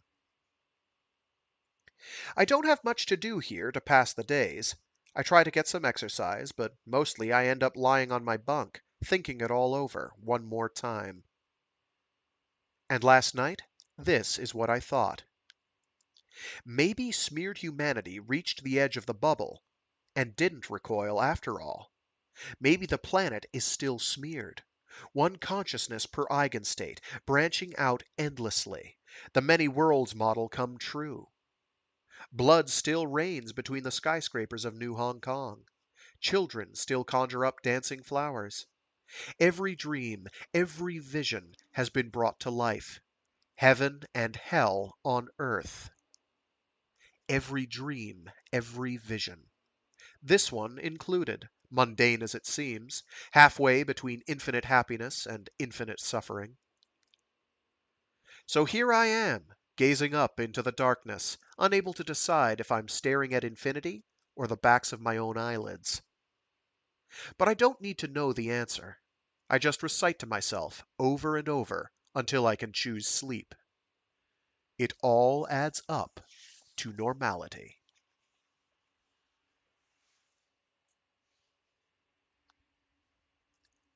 And that was Quarantine by Greg Egan. Hooey. Is roller coaster. We roll on the coaster. So yeah, how about that ending, huh? Mm, good stuff. All right, but that is not the end of what we're doing today. We still have one more. One more. We have yet more here, and it's a bit long. Um, but we'll give it a whack. Oh, can I copy this image and just like oh, that might be clear. It may not come across. I'm going to give it a whirl. Save image.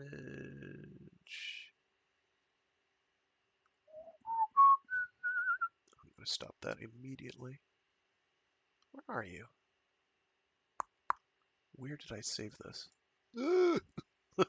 Give me a sec here. Ah, there we go. Literature. Literature. That's just fantastic. Kevin.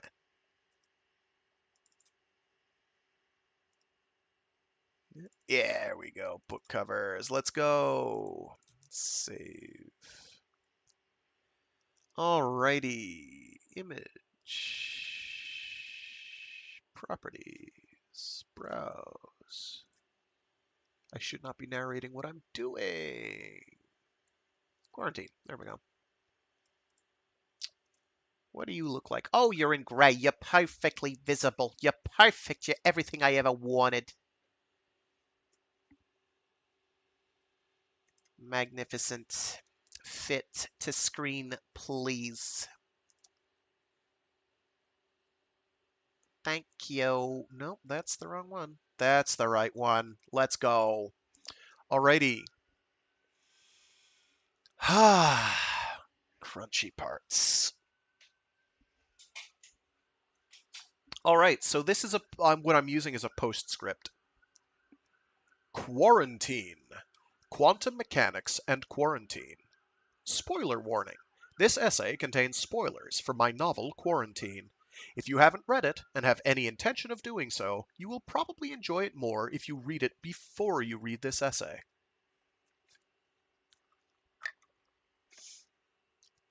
Does this have a date when this was written? It doesn't. That's fine. Quantum mechanics was born in the early... Wow, we're already getting it wrong. Cool. Quantum mechanics was born early in the 20th century as a way of dealing with some puzzling aspects of the behavior of light and matter.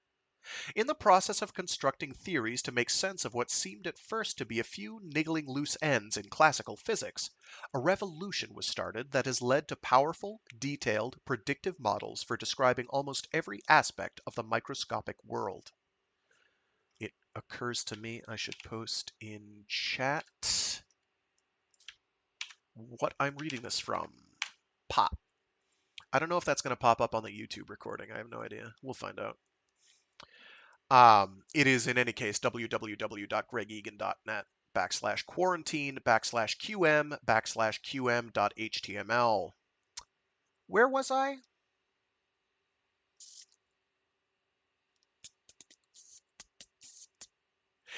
Let's just take it from the top. Quantum mechanics was born early in the 20th century as a way of dealing with some puzzling aspects of the behavior of light and matter. In the process of constructing theories to make sense of what seemed at first to be a few niggling loose ends in classical physics, a revolution was started that has led to powerful, detailed, predictive models for describing almost every aspect of the microscopic world. However, while quantum mechanics has been an incontrovertible success, its ultimate implications remain a matter of controversy. We know how to calculate the behavior of nuclei and molecules, lasers and logic gates, but there is still no consensus as to what quantum mechanics tells us about the fundamental nature of reality. Classical mechanics assumed that reality was more or less the way it appeared to be from everyday existence. Wow.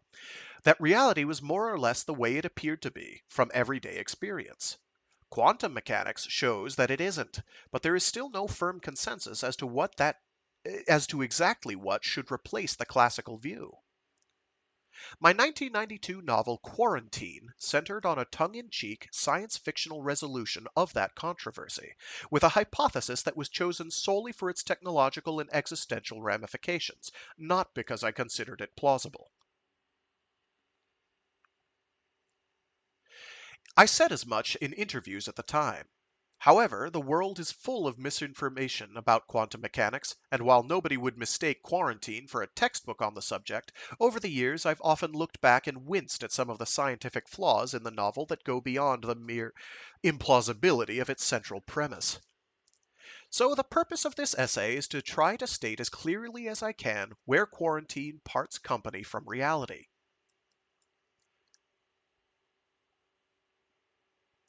Both from the interpretation of quantum mechanics that most physicists consider likely, and from some well-established facts that don't really depend on which interpretation is correct.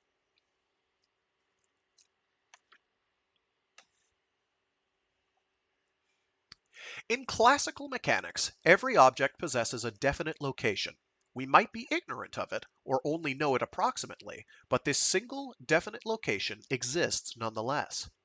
In quantum mechanics, a particle such as a photon or an electron will generally exist in a state where it might be found. with various probabilities anywhere across a range of locations. It's important to understand that this is not the same as a lack of precision in our ability to measure things. Physicists routinely prepare photons in states where they might be found either in one location or in another one several centimeters away, whereas a measurement of the photon's position could pin it down with a precision thousands of times greater than that. Nor is it an example of the kind of probability we might talk about in everyday life. A photon prepared this way is not simply like a pea that we're told might be under either of two thimbles, but in fact is definitely under just one. In the famous double slit experiment, which is pictured on the image you now see on your screens if you're watching, a photon emitted by a light source is confronted by a barrier with two slits, followed by a screen bearing a strip of photographic film or an array of electronic detectors. If the photon simply passed through one slit or the other, after many repetitions of the experiment, there would be a bright patch opposite each slit. But what is actually seen is a pattern of bright and dark stripes that can only be successfully explained if each photon passes through both slits, and its two versions interact with each other in the manner of two overlapping waves, reinforcing each other in certain places and canceling each other out elsewhere.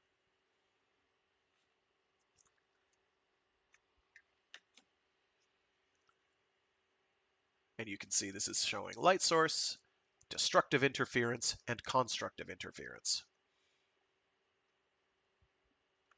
We are led to a mathematical framework where the state of a single particle at any moment in time is described by assigning a number known as an amplitude to every location where that particle might be. This assignment of amplitudes to locations is known as the particle's wave function. Where the amplitude is small, the probability of finding the particle is small. Where the amplitude is larger, the probability of finding the particle is larger. But these amplitudes themselves are not quite the same as probabilities. They can be negative, or even complex valued, containing multiples of the square root of -1. We find the probability associated with an amplitude by squaring the absolute value of the amplitude. If an electron has an amplitude of 0.6 of being found in one place and an amplitude of -0.8 of being found in another, the probabilities of detecting it in those locations are 0.6 to the 0.6 squared equals 0.36 and 0.8 squared equals 0.64 respectively. What is the point of talking about these amplitudes? Why not just quote the probabilities and banish those awkward negative and complex numbers? The reason we can't do that is because situations arise where two or more amplitudes need to be added, and the resulting probability will generally be quite different from the sum of the individual probabilities. If it seems like I'm having difficulty with this, there are reasons for that. It is both difficult material as well as actually very small font right now because of the monitor I'm using. Let me put it on another monitor. That might be easier, but I'll get a horrible crink in my neck. Whatever. Banish those awkward negative and complex numbers. The reason we don't do that is because situations arise where two or more amplitudes need to be added, and the resulting probability will generally be quite different than the sum of the individual probabilities.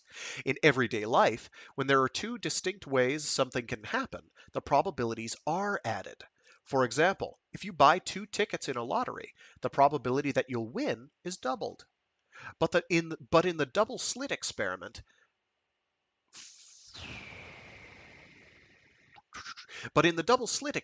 the amplitude for finding a photon at a certain place on the screen might be 0.1 if it passed through the left slit, and minus 0.1 if it passed through the right slit. This leads to a total amplitude of 0 and a probability of 0, rather than the probability of 0.1 squared plus 0.1 squared equals 0.02 that we'd get by adding probabilities. In quantum mechanics, alternative ways for the same outcome to arise are said to interfere with each other. The possibility of something happening can just as easily be diminished as increased by the fact that it can happen in different ways. We won't go into the detailed mechanics of amplitudes here, but there is a beautiful book on the subject by the late Richard Feynman, written for a lay audience but scrupulously accurate, called QED, The Strange Theory of Light and Matter, which I recommend highly. I personally have not read this book. I should probably get on that.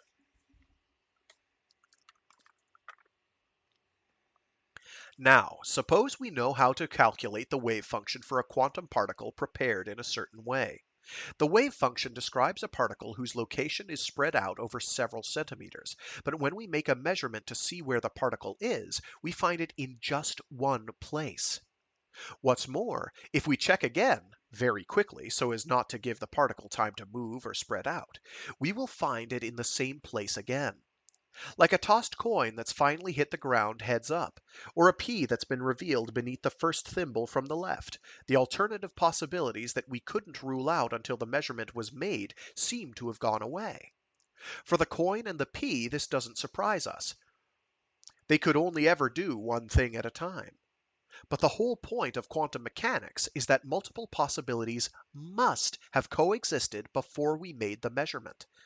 If we try to get rid of that assumption, the theory no longer agrees with our experiments, and all of its spectacular successes in chemistry, electronics, optics, and so on are forfeit.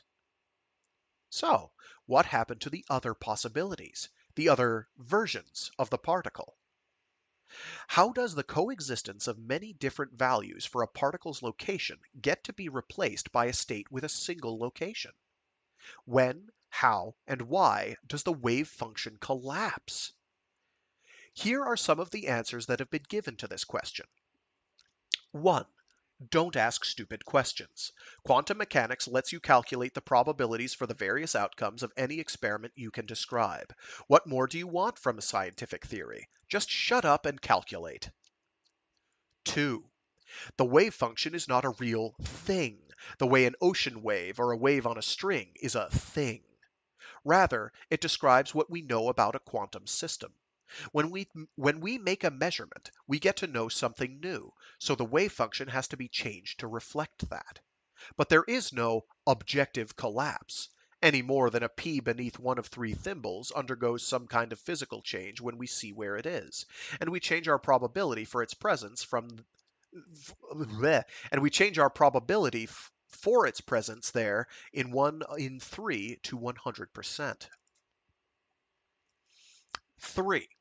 When the particle interacts with the measuring device, or any other macroscopic object on which it has a significant effect, there is an objective collapse of the particle's wave function.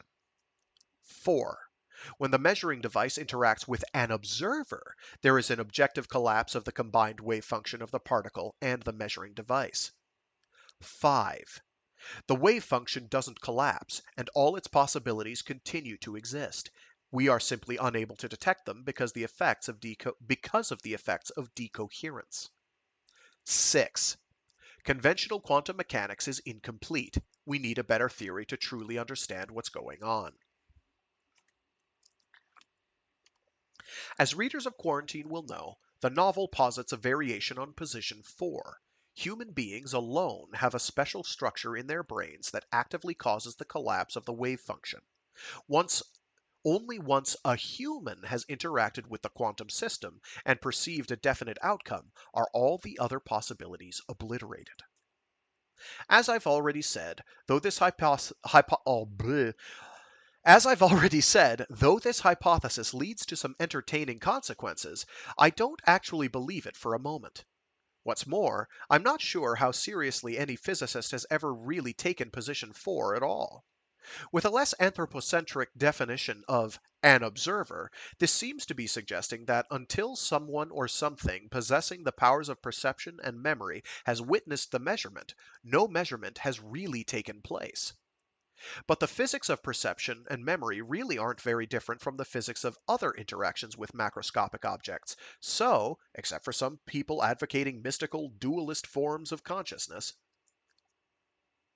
this tends to blur into answer 3. If an electron leaves a trail of droplets in a cloud chamber, it has already made its mark on a macroscopic object, and at the level of statistical physics, there is really nothing added to the picture when an observer comes along and notices the trail. In any case, the point I want to stress is that positing a role for an observer in the collapse, as opposed to a role for any macroscopic system that is affected by the quantum system, is a marginal view. I suspect part of the reason that it lives on even now in some popular accounts of quantum mechanics is actually due to proponents of position 2 being mistakenly lumped in with position 4. People who insist that the wave function is just a mathematical tool for coping with imperfect knowledge, much like probabilities, are actually diametrically opposed to those who believe that the act of observation affects something real out there in the world. But since in both cases the definitive moment of collapse involves a person making an observation, the two positions have sometimes been conflated.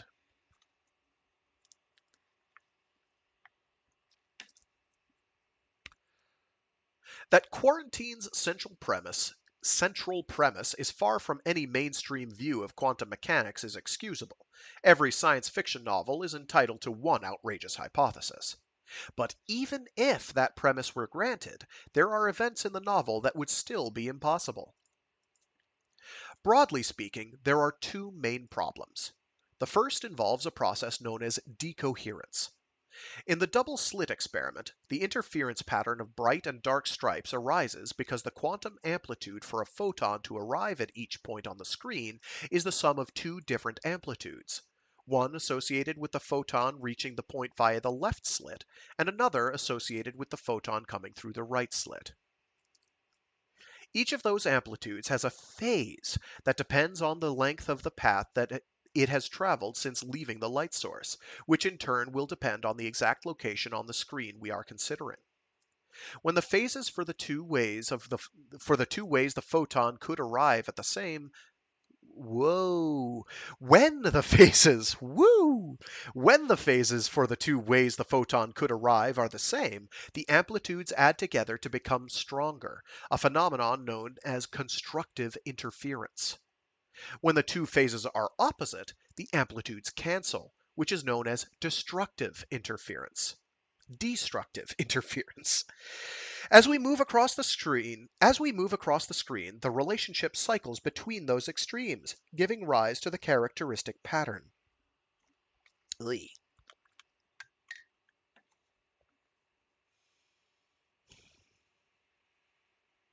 However, suppose that the photon interacts with some other stray particle before it reaches the screen, in a way that causes that particle's behavior to depend strongly on the direction the photon was traveling.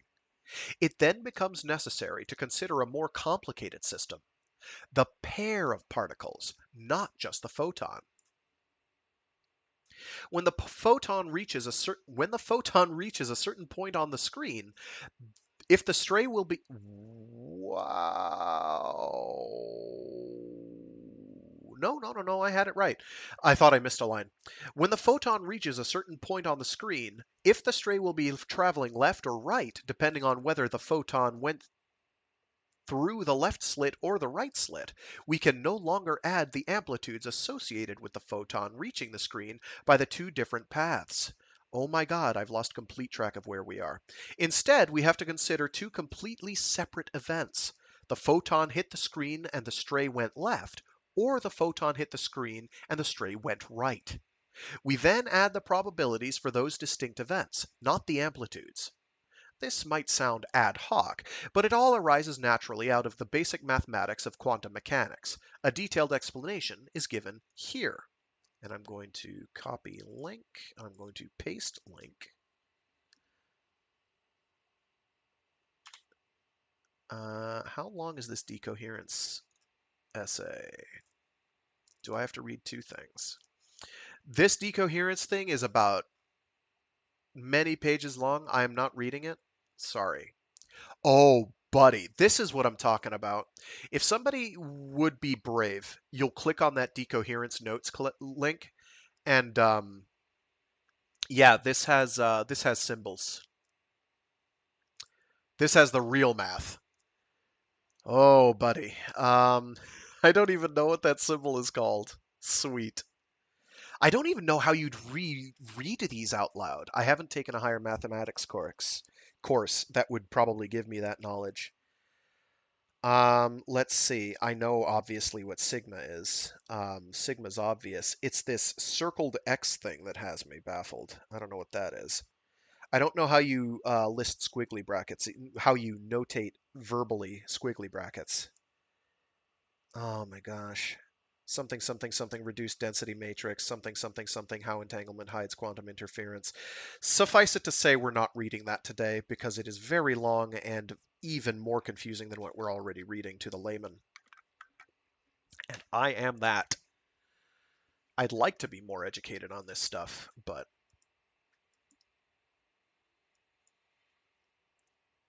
insert the eigenstate for what I mean by but afterwards. Which specific but? There are many buts, and I like some of them, but not all of them. Not all buts will be converged on in our quantum eigenstates. The result here, the result is that the interaction with the stray particle makes the interference pattern singular vanish, just as if the photon passed solely through the left slit or solely through the right. If we could get hold of the stray, then it would be possible to extract information from it to allow us to recover the interference pattern. But if we can't, if it escapes into the wider environment, then, depending on how strongly it interacted with the photon, the quantum behavior of the photon itself in respect to the two possible paths is lost. This effect, which is known as decoherence, looks just like a collapse of the wave function. This is why the supporters of position 5 in our list above believe there is no actual collapse. All it takes to produce the appearance of a collapse is for a quantum system to interact strongly enough with something in its environment. Decoherence is a major problem for people trying to build quantum computers, and although there are ingenious strategies for correcting the errors it introduces into computations, I suspect the scenarios in quarantine are well beyond the reach of those methods. When Nick is wandering about, smeared, the fact that he manages to avoid people observing and collapsing him only gets him so far. He is also faced with the problem that every molecule of air, every particle of dust that he disturbs is going to respond in a way that is correlated with his actions. Without the ability to gather up, measure, and manipulate all those stray parts of the complete quantum system, the different alternatives for his own actions will no longer exhibit quantum interference, and he will have no way to shift amplitude into his preferred outcome in order for the collapse, when it comes, to choose that outcome over the others. Disregard the motorcycle in the background.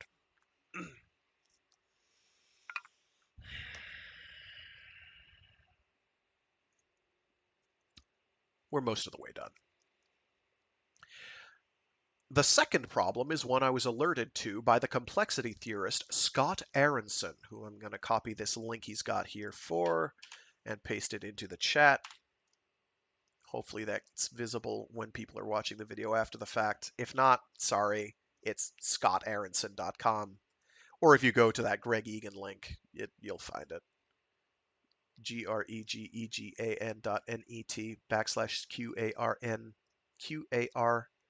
greganti.net/QARNTINE/QM/QM.html. We get there eventually. Oh wow, the text is moving before my eyes. I think that it's exhibiting quantum decoherence. Oh! Or I have a sugar low. Could be that. Could be the sugar low. The second problem is one I was alerted to by the complexity theorist Scott Aaronson, who pointed me to a 1997 paper, Strengths and Weaknesses of Quantum Computing, by Charles H. Bennett, Ethan Bernstein, Gilles Brassard, and Umesh Vazirani. And I've got a link to that as well. Copy, link, paste. Oh, no, that's the wrong one. You can use that too, but this is the one. That's the one. Booyah. We're not completely mangling this. The upshot of this paper is that the naive notion of a quantum computer as being effectively equivalent to a large number of classical computers running in parallel is false. One crucial aspect of quantum computers is that they will be able to manipulate representations of numbers and other data in a form that consists of many different values simultaneously. In a quantum computer, there is a wave function associated with the hardware that stores and manipulates data. This wave function assigns an amplitude to every value that the hardware is capable of representing, and there is no reason why the amplitude can't be non-zero for many different values at once. The basic unit of data in a classical computer is one bit, or binary digit, which takes a definite value of 0 or 1. In a quantum computer, the basic unit of data is a quantum bit, or qubit, QUBIT, which can be given any amplitude you like for having the value 1. The probability of it having the value 0 will then be 1 minus the probability for it having the value 1. I'm going to need to start drinking something heavier to make this make more sense.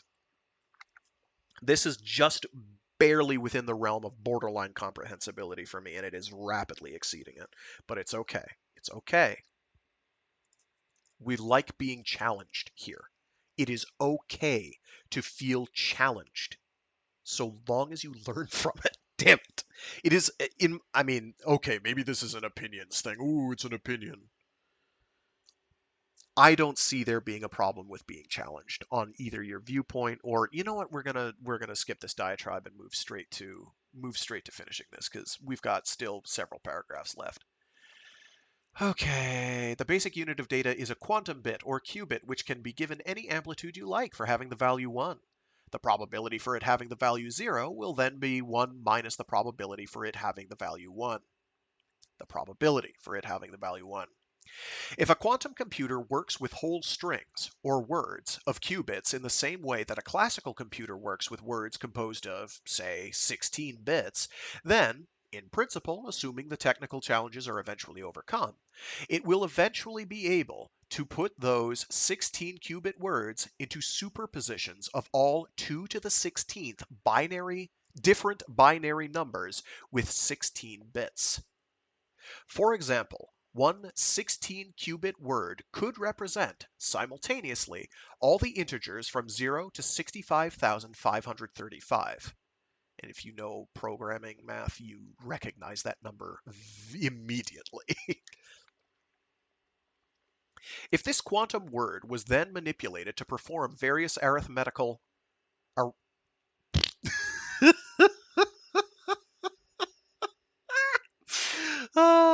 That word just looked like alien language to me after I pronounced it. I'm so sorry. This happens from time to time. Like, I made the mouth noises and I was like, that's not a word. Get out.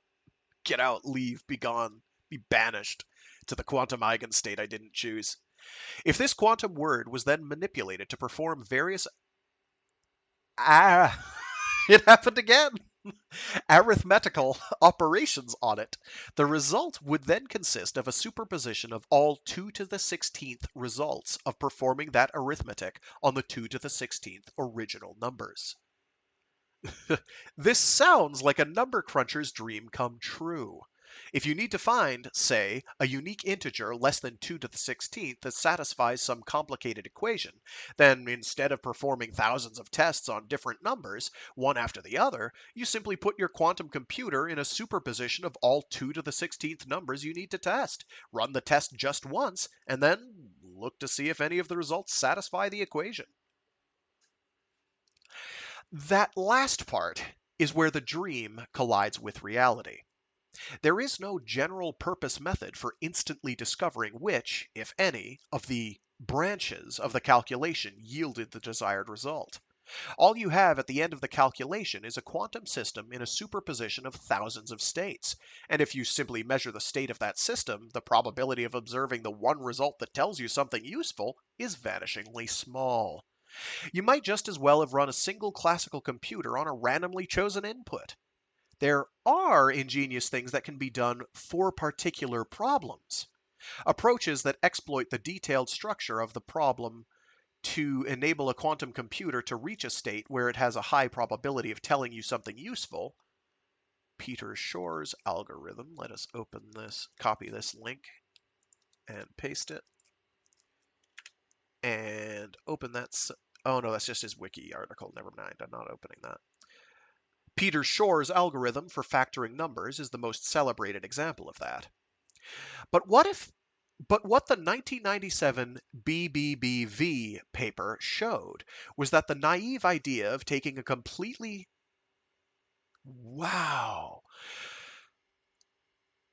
What the 1997 BBBV paper showed was that the naive idea of taking a completely general problem and expecting a quantum computer to give the answer in the same manner and just as rapidly as if you were dealing with as many classical computers as there are branches to the quantum calculation is untenable.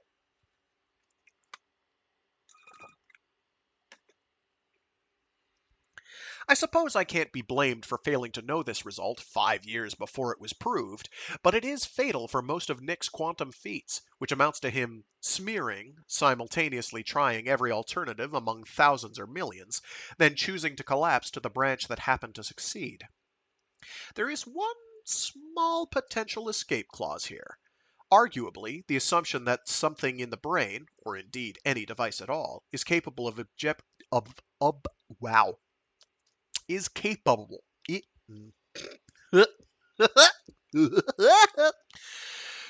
I'm going quietly insane. Vocally insane, not quietly. You heard all that. Is capable of objectively collapsing the wave function implies some new physics beyond conventional quantum mechanics. In that view, positions 3 and 4 in our list are implicitly calling on position 6 as well. Some deviation from standard quantum mechanics, such as a small nonlinearity in the equations, could invalidate the BBBV result. But the bottom line, Nick's exploits, even viewed as merely a metaphor for quantum processes, violate this important result, which almost certainly does hold in the real world. I hope that other aspects of the novel are still worthwhile, and that even the impossible quantum feats are entertaining. But understanding the reality of quantum mechanics is important, and while we are still a long way from grasping that in its entirety, quarantine definitely strays too far from the things that we know to be true. So, with that, quantum computers in the way that we usually think of them are impossible. So, thanks, Greg Egan. Oh, I could have literally enlarged the text right here. Oh my gosh, Frag, you bum. It's right there on the page. Oh, Greg Egan, you thought of absolutely everything, you beautiful, beautiful creature. It's incidentally, Greg Egan is almost certainly a pseudonym. That's 100% okay. Um, I'm down with that. Okay, so yeah, that's it. Um, I hope people enjoyed it. I hope people enjoyed hearing the most basic level textbook explanation of certain aspects of quantum mechanics, or at least quantum physics. Thank you again to everybody who stuck with this. I realize it's hard going, very, very, very hard going. But I hope you enjoyed it nonetheless. I hope my reading did some justice to it. Greg Egan, or the man who would be Greg Egan, if you've somehow caught wind of this, thank you, dude. Thank you so much for writing these, for writing in general. No, I haven't liked everything you've written, but man, you have a pretty good record for me. As a layman, thank you so much. And thank you for posting these explanations on your website. That I appreciate a lot. So, yeah, again, thanks to everyone who tuned in. Hope you enjoyed. I do streams every week. Every Friday is Free Read Fridays, where I read short stories and indeed entire novels aloud. I do other streams throughout the week. I always start at noon Eastern Standard Time, which means that Australians, it's like, I don't know. I do know. I'm saying I don't know as absolute verbal filler. That's like 1 in the morning most of the year. Um, or 12 in the morning. It's midnight, and I don't expect any of you to be awake. Please get sleep. Sleep is so important. It allows you to collapse your eigen states, okay? Or something. I don't know. It feels awfully good when sleep happens, though. All right. So yeah, 12 noon. I stream. I also stream Mecha Mondays on Mondays, where I do something giant robot related or mecha adjacent, and Warframe Wednesdays, where I do Warframe for a couple hours. But yeah, other than that, next week for Free Read Fridays, I'll probably be doing some short stories, probably taken from the pages of Interzone or Astounding Science Fiction. I haven't quite decided yet. Hopefully, I'll have that figured out by the time that rolls around, and I haven't slacked off or procrastinated on doing that. Well, we'll see. Maybe I'll choose the end result based on the infinite possibilities and get it right. Maybe I'll become a banana. It's not likely, but you never know. So, with that, I leave you, dear listener, to contemplate your existence in this wonderful world we inhabit. So, yeah, stay safe, stay sane, and be decent to each other. Alrighty. And if that gets me crucified, at least I'll be in good company. And with that, I'll see you all later.